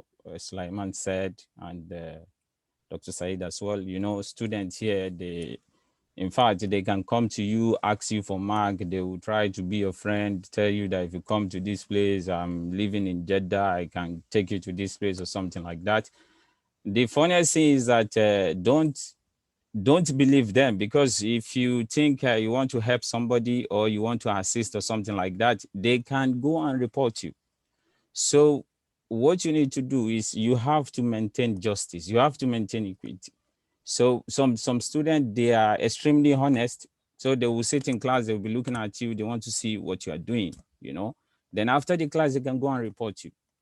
So, and also you have to be punctual. There are some cases of some Nigerian like that they went to class late. And those guys, they know rules. They know that if you are not around maybe for like 15 minutes, I think, they need to leave.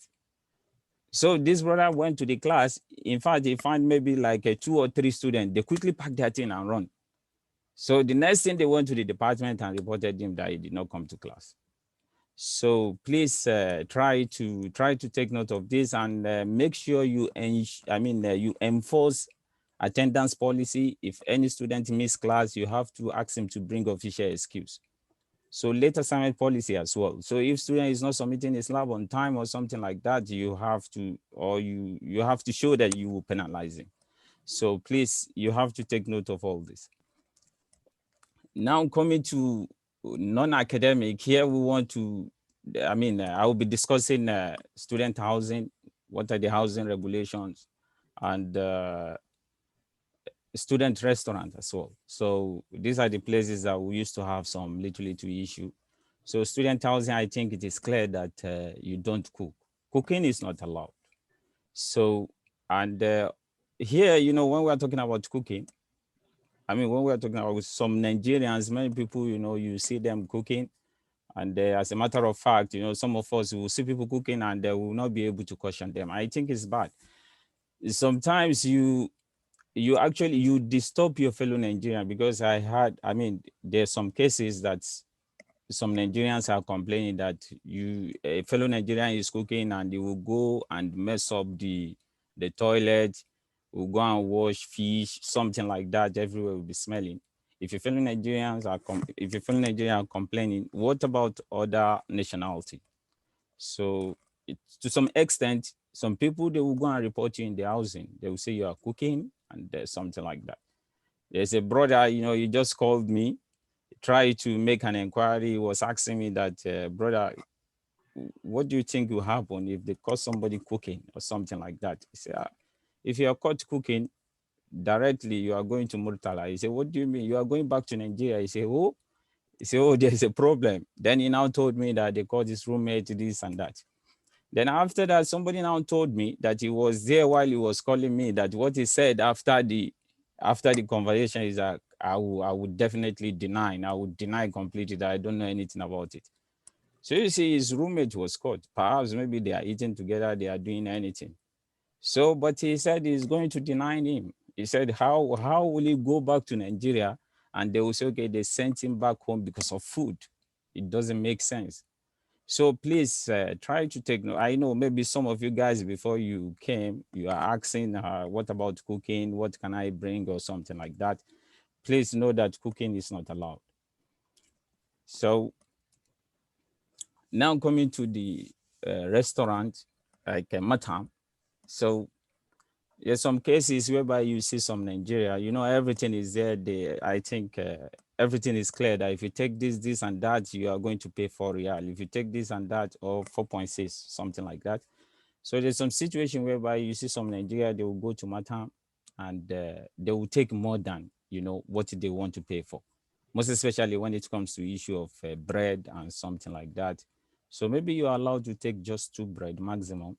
Some they will go and take more than 2, 3, 4 or something like that.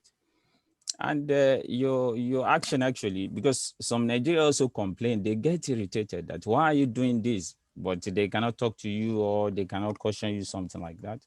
So I think maybe the staff, sometimes they get to know if you go and pay, they will ask you to open your box and let's see what you have inside. There's some situation where you will go, you will see maybe there's a Saudi guy or something like that. I mean, Saudi or other nationality, they may not ask him to open his box.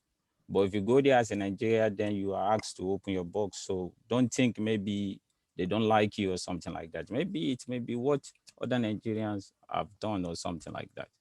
So please actually take note of that. And, you know, generally here, like what Dr. Said said, they generalize, you know, if they see you and somebody give you a thumbs up, Nigeria, mia. So you should know that maybe he knows some Nigeria that they are very good.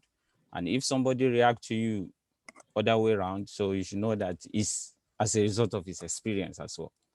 So now coming to other issues, here I just categorize them like we have lost and found items. So don't see something here. I think you have Ganima or something like that. So if you take it, then you have to take it to lost and found the item place or where you have to report anyway.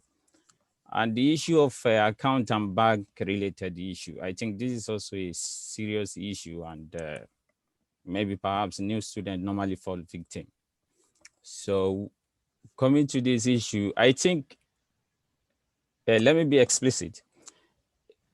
There was a time me and like other 2 Nigerians, we visited a brother.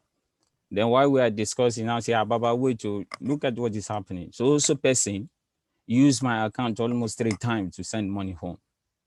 Like in less than 4 months, he used my account 3 times. And the excuse is he keep giving me is that, you know, if I send money through your account, there is no delay.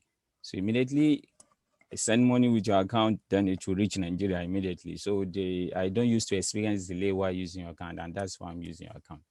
So the question we ask him is that why is he having delay in his own account?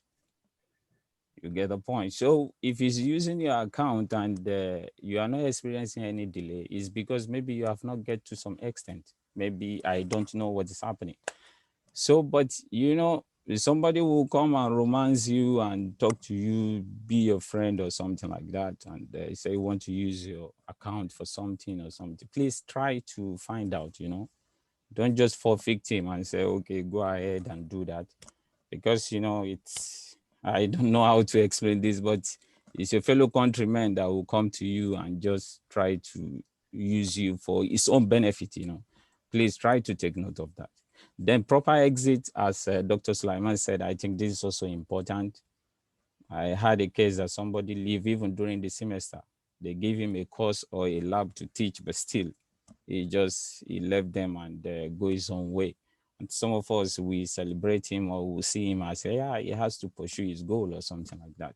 So you guys that you came now, if you go and say, okay, I want to teach a lab, they say, no, Nigerian, they are secondary. So let's consider that nationality. I think you should know the reason why. And you have to take good care of your roommate. Your roommate are fellow Nigerians. Maybe you've not lived together before. There's some complaint as well that this guy, when I want to sleep, he will on light or something like that.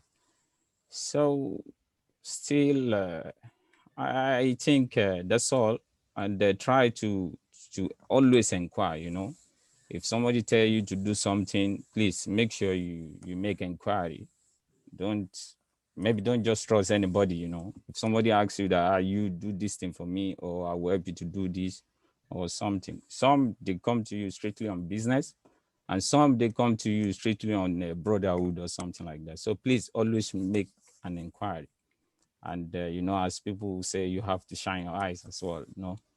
So please know that there is camera everywhere. You have to be conscious and make sure you don't do anything that will implicate you or your fellow countrymen.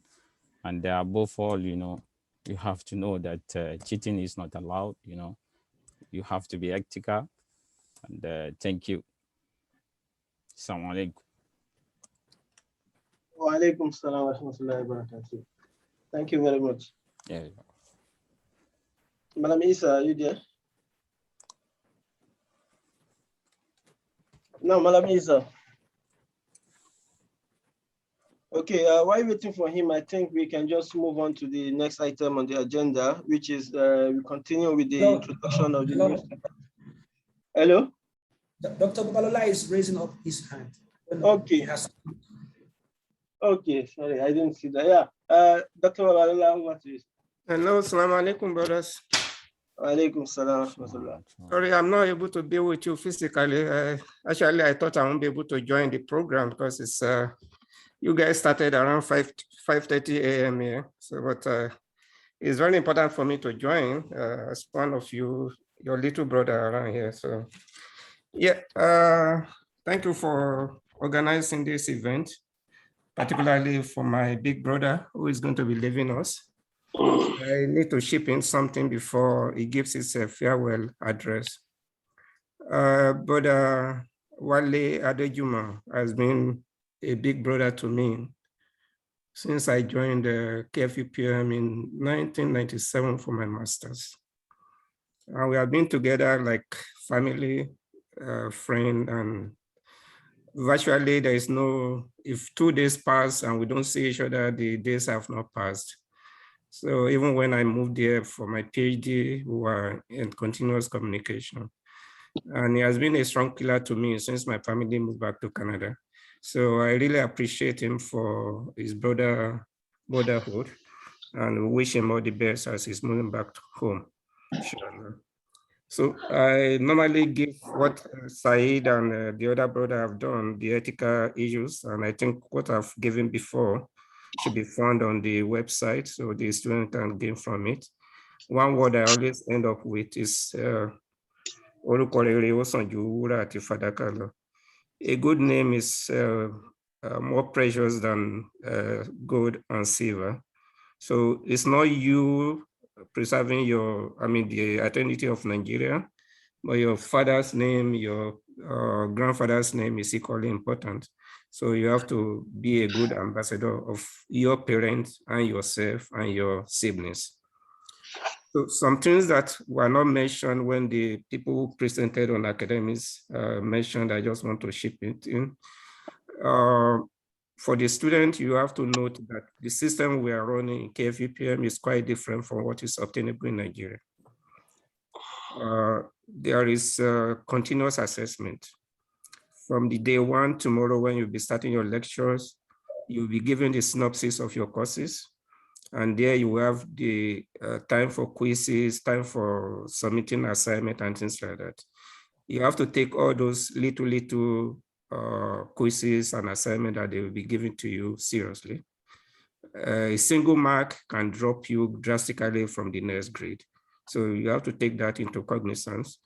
And one thing again is that it's not almighty, yeah, I mentioned that it's not almighty June like we have in Nigeria, but more importantly, your raw grade cannot tell you what grade you belong. They do relative grading, like the North American system, grading, which is based on the average of the class. So you have to strive and make sure that you are well above the average. Otherwise, you can score 70 and you may end up with D grade. Okay. So ethical issues like plagiarism, these are things that have been mentioned. I don't need to overemphasize those ones. I think those are the few things I wanted to chip in, and I'm wishing you all the best in your academic pursuit. One other thing, very important. We have had cases in the past of students having problems academically, and they keep the problems to themselves. They don't relate to those who are on ground so that they can help them. But we get to know about their cases when it was already too late. I mean, it might be in mathematics or chemistry, and you are having problems with some, might be on probation, I mean, tending to be on probation.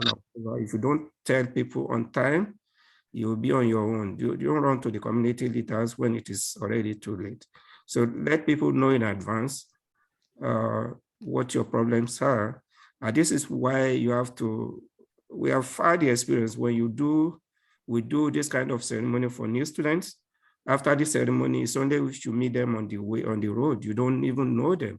So try to interact with people so that they can know you and you can relate your problem to them. As it's not, I mean, you are not in Nigeria where you think if you tell people they will be making jest of you. No, people will try to rally around you and help you. Okay, so I wish you all the best, and I wish the ceremony goes on smoothly as it is now. May Allah protect all of us, inshallah. I'll be seeing you guys maybe in another 2 weeks, inshallah. Jazakumullah khair. Yeah, now thank you very much, Dr. Babalola. We really appreciate you. And we also wish you safe journey back to the Kingdom of Saudi Arabia. Thank you so much. Thank you very much. So we move on to the next item on the agenda now, which is for the last batch of the new students to introduce themselves. So you have the floor now. For those of you in the third batch, you can go ahead and introduce yourself. Yeah, I am Lawal Olaleko Ibrahim. I'm admitted to PhD Mechanical Engineering, Materials and Manufacturing major.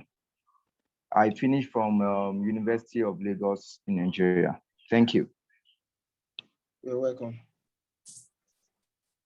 My name is Usman Ismail Muhammad, and I'm admitted into the Department of Civil Engineering for a master's program to major in water resources and environmental engineering, and I'm a graduate of Bayero University, Kano. Thank you. Who is next, please? Assalamu alaikum. Alaikum salam. My name is Suleiman Magaji. I've been admitted to Department of Chemical Engineering to undergo PhD program, College of Chemical and Materials. Thank you very much. Thank you. I graduated from Ahmadu Bello University's area. Ahmadu Bello. Assalamu alaikum. Alaikum salam wa rahmatullah. I am Salahuddin Tajib Olajide. I'm in for a PhD program in industrial and systems engineering. My last alma mater was or is University of Lagos. Yeah, thank you. Thank you very much. You're welcome. Assalamu alaikum. Wa alaikum salam. My name is Ridwanullah Isa. I'm admitted to pursue telecommunication engineering and the Department of Electrical Engineering. Graduated from Federal University of Technology, Mina. Thank you. Thank you. Thank you. Next person, please. Next person, do we still have any of the students that have not introduced himself? Okay, in the absence of that, I will assume the other ones are probably because we have some of the students that have gone for Umrah, they are on their way back. We wish them a safe journey back to campus. So we just move straight to the next item on the agenda. We move straight back to the physical location. We move straight back to where we have the community leaders and the others in the farewell of Mr. Adejumo. So back to you, over to you there, Mr. Tajuddin, over to you. Over there. So we have the farewell speech by Mr. Adejumo first, followed by the presentation of the gift.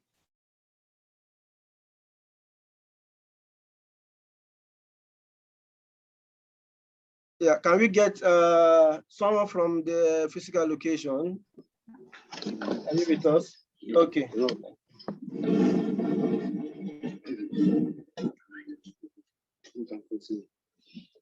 Good afternoon, gentlemen. The Honorable old association members of the Nigerian community of KFUPM. First of all, now these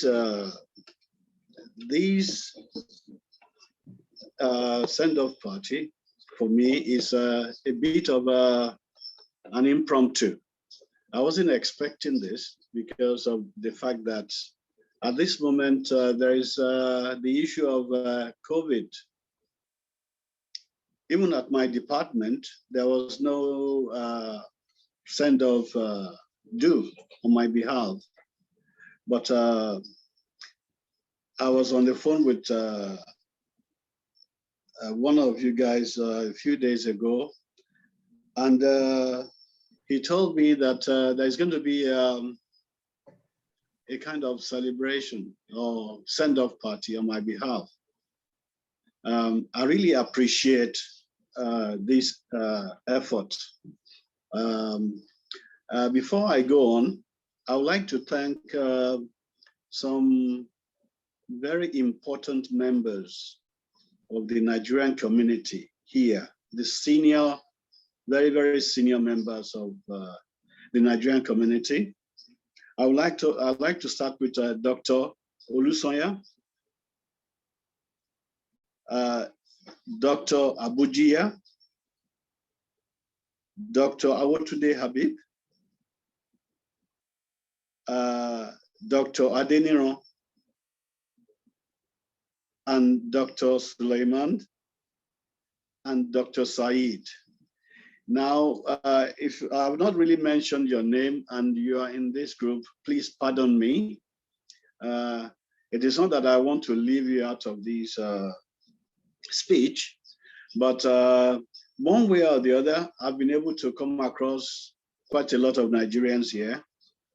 And what really amazed me about the group of Nigerians that I've dealt with over the years, and including Dr. Babalala, for instance, is the remarkable honesty and, forthrightness of each and every one of the gentlemen I've spoken about. It is a pity that majority of you are working outside the shores of Nigeria at this time. It is a big pity, and it's what they will call in quote a very monstrous brain loss to the nation. Only recently, I think about a week ago, there was the issue of the medical doctors that were swept off the shores of Nigeria to resume work here in Saudi Arabia. And that's another very sad occurrence on the part of the leaders of Nigeria. Now, I believe that outside of the shores of Nigeria is where the Nigerians who can actually make a difference to the prosperity of that country is at the moment. So anyway, I'm not going to say too much. I really do appreciate the fact that I've met each and every one of you here. Dr. Abuji has been absolutely fantastic. I don't know how to describe him, and then a few of the others. What I will continue to say, I've been here for over 27 years. And the reason why I've been here for so long is that, as you can see, now the environment here is very, very comfortable. The environment here, particularly in KFUPM, is extremely comfortable. And there's nothing more to say. I came from London. I was in London before I came to Saudi Arabia. And for me, there's quite a huge difference between the two. I don't know if some people will have different opinion about this, but I thank God that I've been able to be here for so long. Some people are telling me, oh, but okay, Mr. Lichimo, you are going back to Nigeria. You're going back to Nigeria from Saudi Arabia. But what I would like to say at this point is that the problem of Nigeria is that of Nigeria and not of Saudi Arabia. Nigerian problem is Nigerian problems. Saudi Arabia, they've been able to look after themselves and get to where they are due to, we don't want to talk too much about the oil, but, very good governance. Now, that is where this country is where it is today. I would like to move on to those students who are just coming in, the fresh students that are just coming in at this time. I want to beg you to try to uphold a very good impression of yourself, because the issue of trying to put Nigeria right is right in your hands. You need to give a very good example of yourself. You have to be very competitive with other students from the other parts of the world, and work very hard so that you can achieve your goals. Talking about the issue of the doctors that have been removed from Nigeria in about a week ago. Now I want us to shift our attention to what is actually happening in UAE right now, United Arab Emirates. Now, as at today, or as at the last couple of weeks, I've been looking out into UAE. The UAE government has actually banned Nigerians from seeking employment in that country. I don't know whether you are aware of this. No matter how good you are, or if you're, PhD holder, and you're trying to get into United Arab Emirates, there's a column there that says Nigerians are not wanted at this time.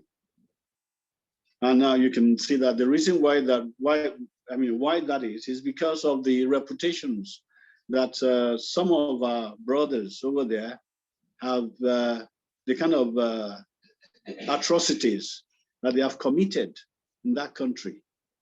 And so that is actually spilling over to genuine applicants into that country.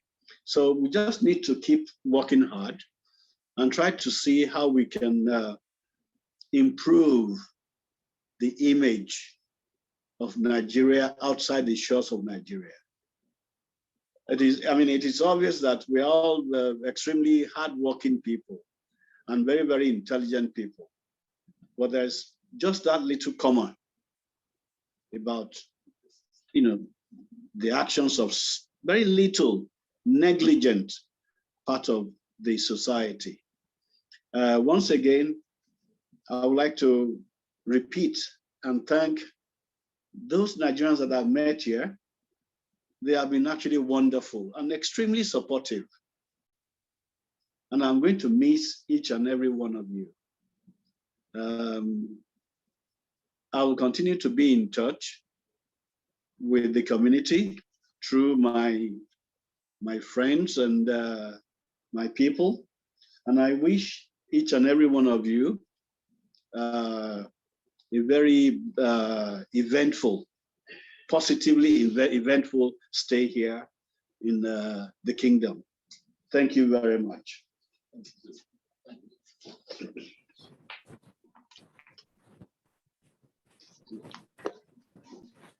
Yeah, thank you.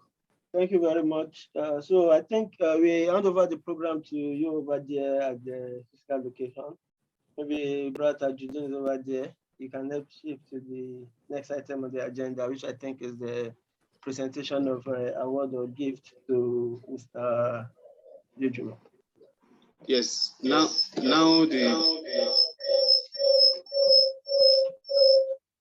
Now the presentation of gifts to our departing elderly man will be by the community leader, Dr. Adam. So we'll present him with the gift, and after that, if there is maybe one person that want to say anything about him, can say it, then we wrap up the program because of time.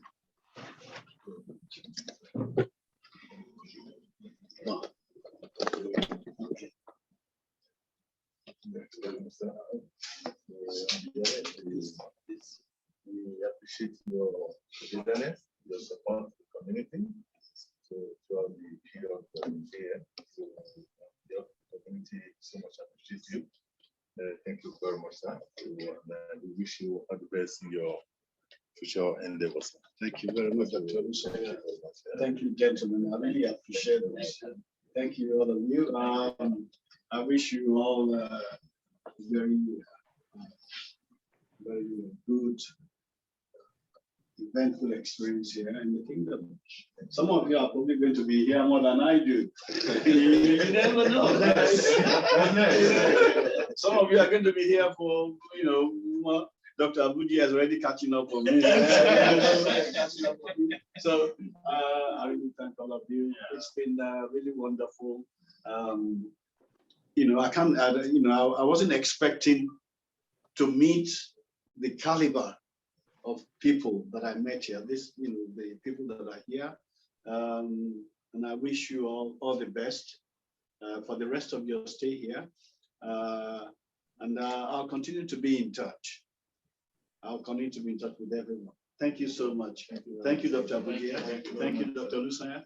Thank you, Dr. Sai, and everyone else. Thank you. Thank you.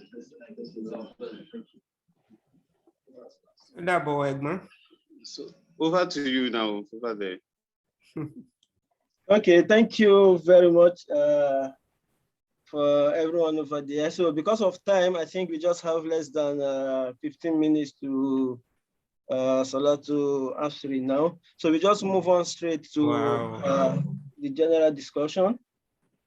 Now we move on straight to the general discussion, which I would undo some part of it, and also to just answer some of the questions that some of the students have been asking also. We have some questions that have been sent before, but majority of the questions, I think, have been answered during the show. So just to start with, I think we have a topic here that says opportunities within NCUPM, like some part-time jobs and the rest. Let me just to talk brief on this. To be brief on this, there are, before now, there used to be opportunities for students for the part-time, to do some part-time jobs and the rest. But from what I learned, the new student got an entirely new contract, which is different from what is available. So most of the things that we know before, most likely might not be applicable anymore.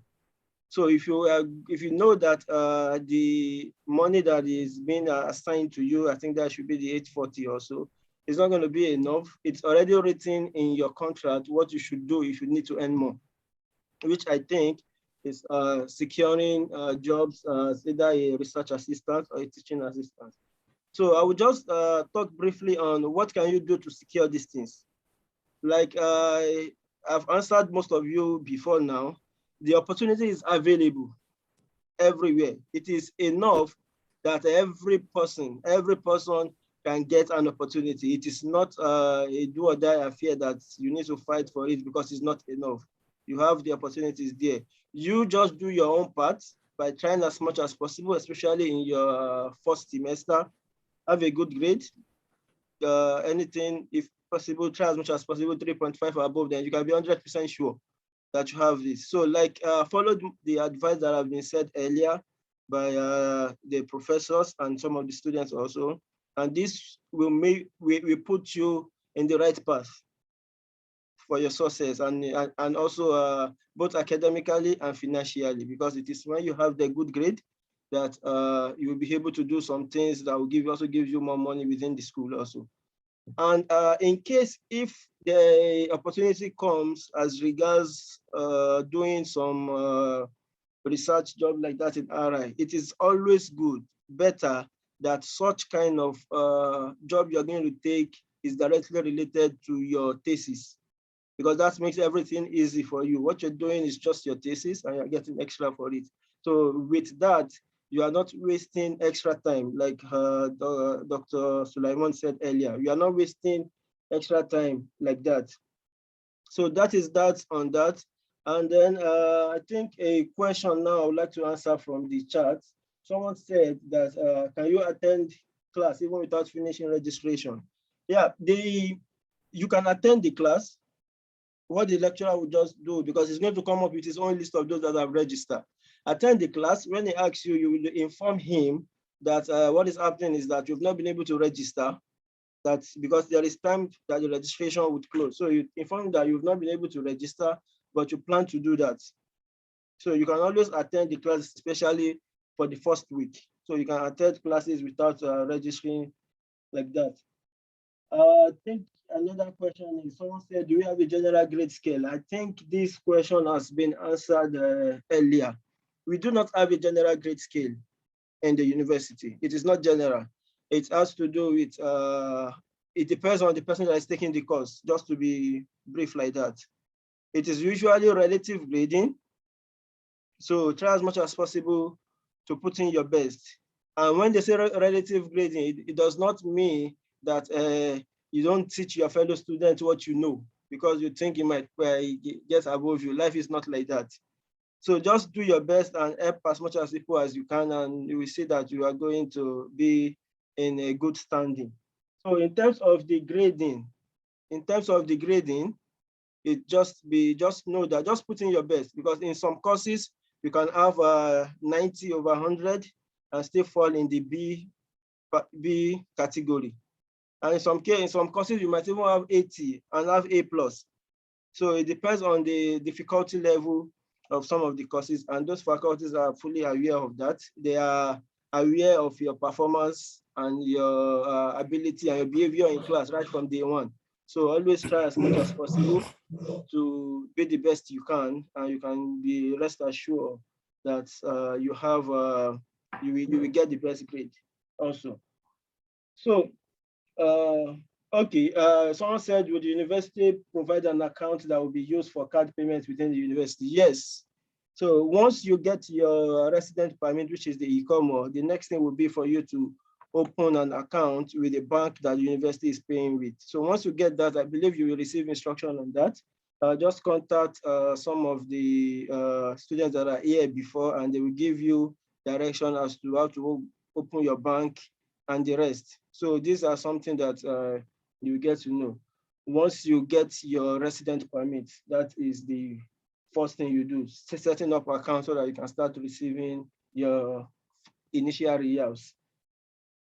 Class for those on quarantine, whether they can attend or not. I think I'm not sure how this will go. I don't really have an answer to this. I can't say whether you can attend or not.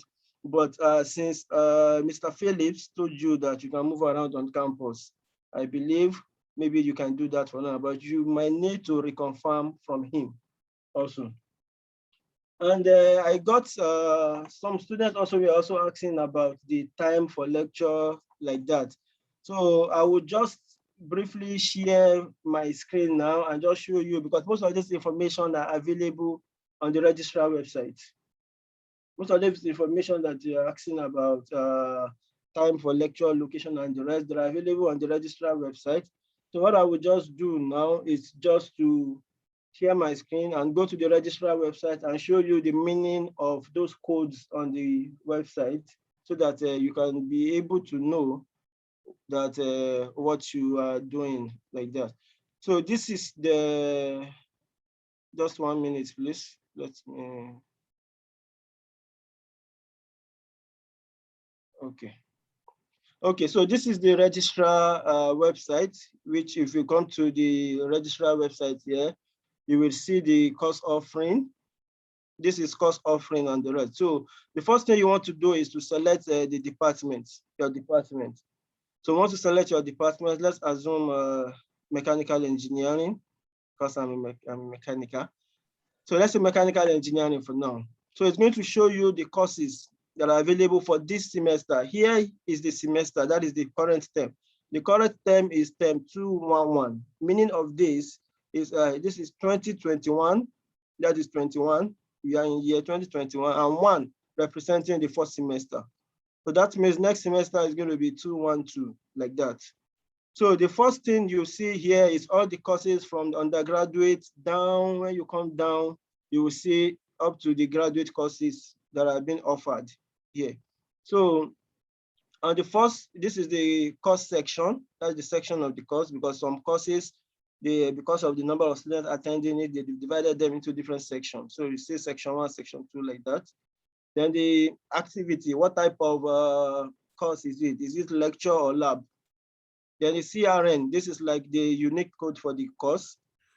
And you have the name of the course, the instructor, the day that is, this is going to take place, the time, the location, and the status, whether you can still register for it or it is closed. And I think of recent, they introduced the wait list, which is that even if it's closed, you can add yourself to the wait list in case someone drops from the course. They select from those in the wait list directly to fill it. So what do I want to explain here is you've seen what the course code is, the activity, the CRN, which is the unique code for the course, and the name of the course. For example, let me just go straight to one of the graduate courses here. Okay, these are not graduate courses now. So this is for like graduate courses here. So this is the name of the person taking the course, the instructor for the course. Now you have the next thing you have is the day. So this code here, so the code here are unique that you just need to know. It is very easy. So the code that is being used here is U, M, T, W, and R. So U stands for Sunday. For example, this course you have here, this is U, meaning this course takes place on Sunday and Tuesday, UT. So U is Sunday, M is Monday, T is Tuesday, and W is Wednesday, and R is Thursday. So those are the days. Usually most of the course is twice a week, like you can see, Monday and Wednesday. Then the next is the time. And take note of this time. 1845 is 1845 on the dot. It is not 1846. It's 1845 on the dot. And this is the venue. This is the location, the class that the lecture will take place. And you have the status here. If it is closed, if it is open. Closed means that the number of people that register for the class is complete. You cannot register again. But then the fact that a course is closed does not mean that you cannot register it. In that way, you need to, first of all, contact the person that is taking the course, then get the petition to your chairman that will go through the registrar and they will approve you to take the course. So I think that is all about that for now. If there's any other specific question, you can always come back and ask any of the students that are available, any of the old students, and I'm sure they will be willing to ask. They'll be willing to answer the questions also. One question also before I remember is I think I've had 1, 2, or 3 students ask about they have asked about whether there is a sort of a program from the community to learn Arabic, stuff like that. Yes, the community do organize the Arabic class into different categories. And as time goes on, you will be briefed about the next schedule for that event. So in the link, in the presence of no other question for now, I think we can say that Jazakumullah khairan to everyone. Yeah, there is something here to correct. Okay. Go ahead. So, please. I mean, you ought to inform about the timing for program, especially JALSA. Okay. Okay. Yes. Exactly. So if they register themselves, if they supply their emails, they will be receiving email about JALSA every week. So the program, the JALSA used to take place after Isha on Thursday. And that is the main program. So there are different topics, usually on Tawheed, on Zero, or special topics, or any, yeah, they will receive personal email. They asked me to correct that. So they receive personal email, and then they will be added to NCUPM WhatsApp group, where they will be getting notification for all these. So, hello? Yeah, I just want to maybe I will just send the link for the membership updates for them to just see it. I think that will capture all the information. Yes. And anybody that is interested in joining any of the committees that are listed, they should maybe contact you or me, then I will link them to the chairman of any of the committees that they want to join. Okay. Okay. So, I think we have two students raising up their hand. I think we just have a few minutes to solar time now. If it's a question, we might just hear it and we might not be able to answer it. Let me just hear you talk for a few minutes while Mr. Tajuddin gives the vote of thanks and around it up. And one last information for the new students. Inshallah, we have a menu for this program, which, as I've informed you before in the group, will be delivered to you in your rooms for those that have supplied their building number and their room number, inshallah, for you. So, Mr. Yakini, I think you want to chip in one or two things. Assalamu alaikum wa rahmatullahi wa barakatuh. Wa alaikum assalam wa rahmatullah. Thank you for this opportunity. I think I'm going to make a very short remark about Baba Hadejuma. Just 1 minute, if you permit me to go ahead. Go ahead, please. Thank you so much. Coincidentally, Baba Adejuma, we happen to be in the same department. And of course, I've seen Baba Adejuma beyond a senior colleague. I've seen him as a father and uncle also.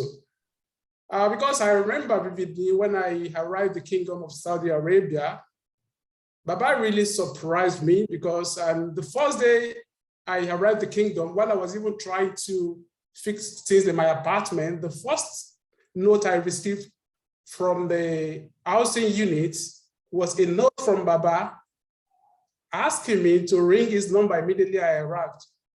So I did that immediately, and to my greatest surprise, Baba arrived in my apartment within 20 minutes. My quarantine was extremely seamless because I didn't feel I was even under quarantine because Baba practically would come to my apartment like 3 times in a day, running around getting things for my, of course, to make myself comfortable here. I was really surprised. I was like, oh. Sometimes Baba would ask me, what do I need? I was even at a point, at least, reluctant to ask him some things because I felt, as a person coming from Nigeria, culturally, how will you be sending an old man on errand? Sometimes I will understand, he would just go and get some things for me. And I was like, Baba, this is getting too much. In summary, I'm going to miss Baba dearly, very, very, very much, because at this period, I don't even know.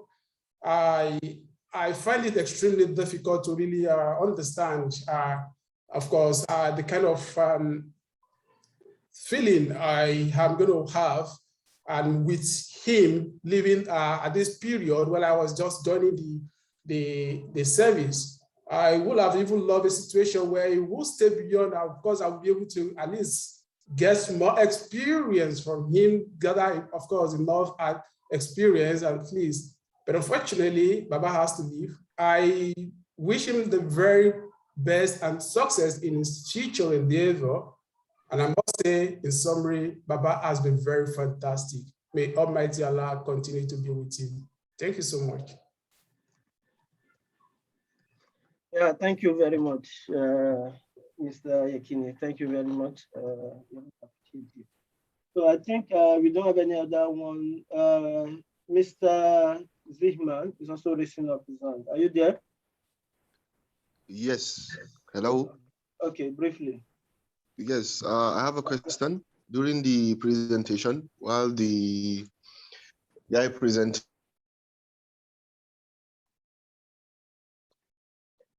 we cannot hear you.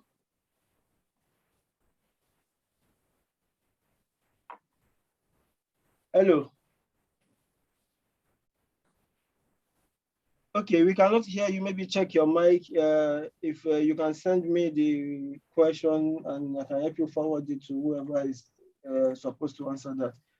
So, Mr. Tajuddin Oyehan, kindly proceed to give the vote of thanks and let's round it up.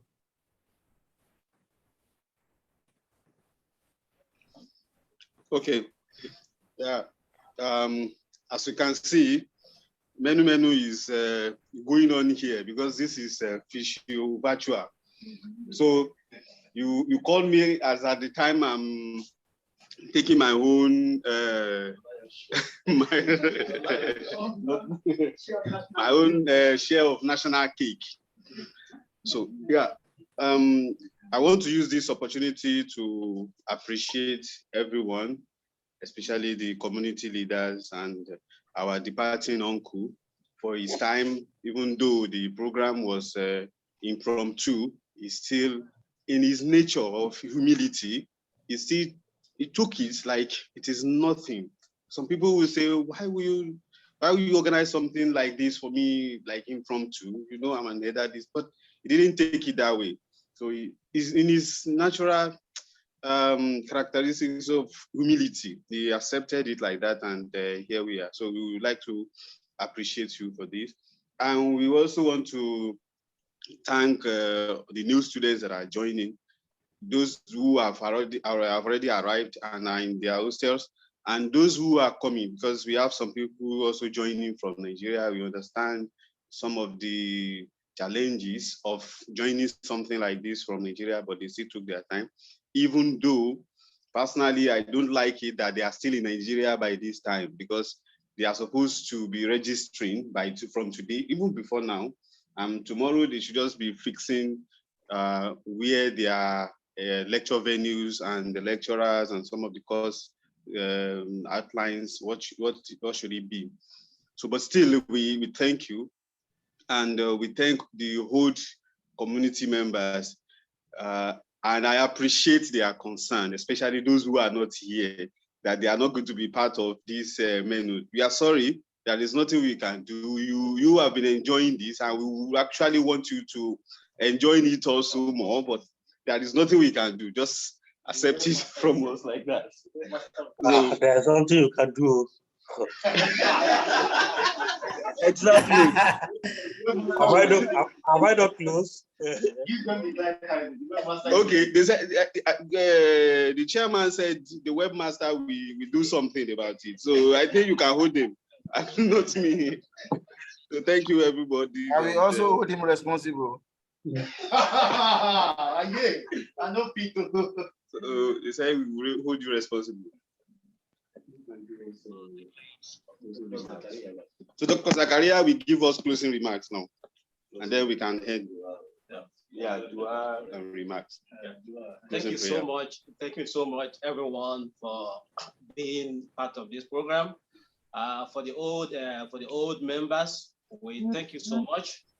Starting from the leadership up to everyone in society, we thank you so much for always being there for us.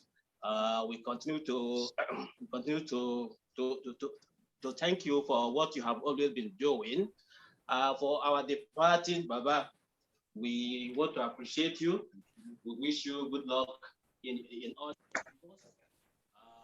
We are going to miss you, of course, but wish you well.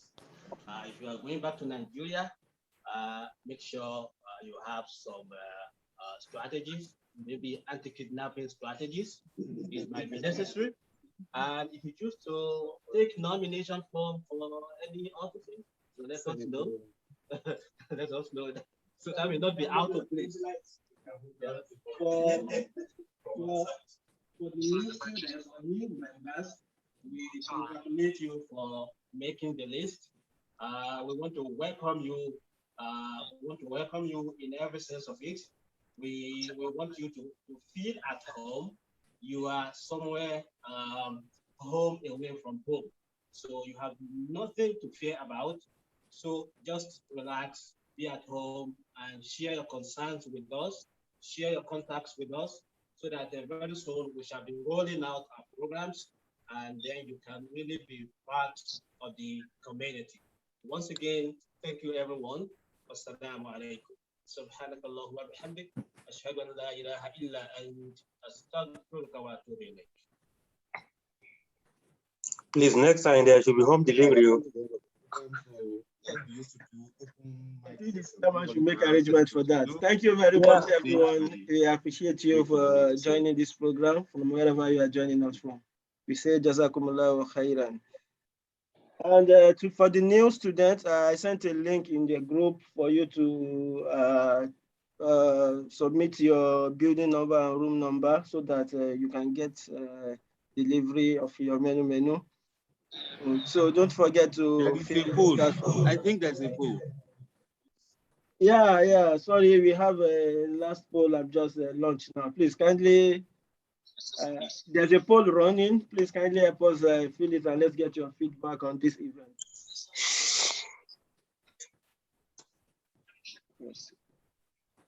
Can anyone see the poll now? Okay, thank you. Yeah, I can see it.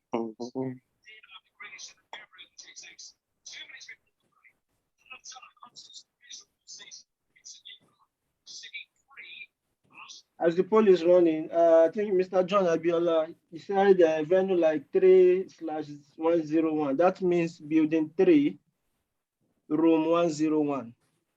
Building 3, room 101. So you need to find out where is building 3.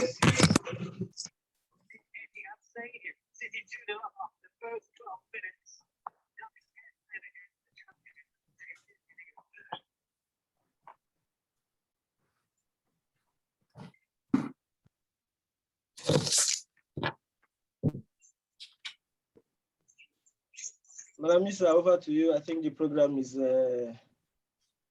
over now.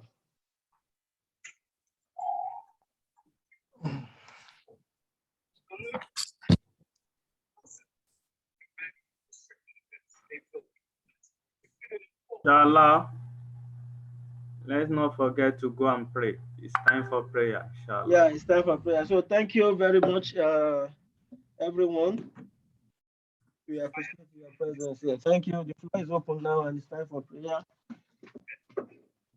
I think, Mr. Nancy, you're going to end the programs after the poll, right? Yes. I want the program after the poll. Now I just stop recording the program. So Okay. the floor is open now for any other side talk.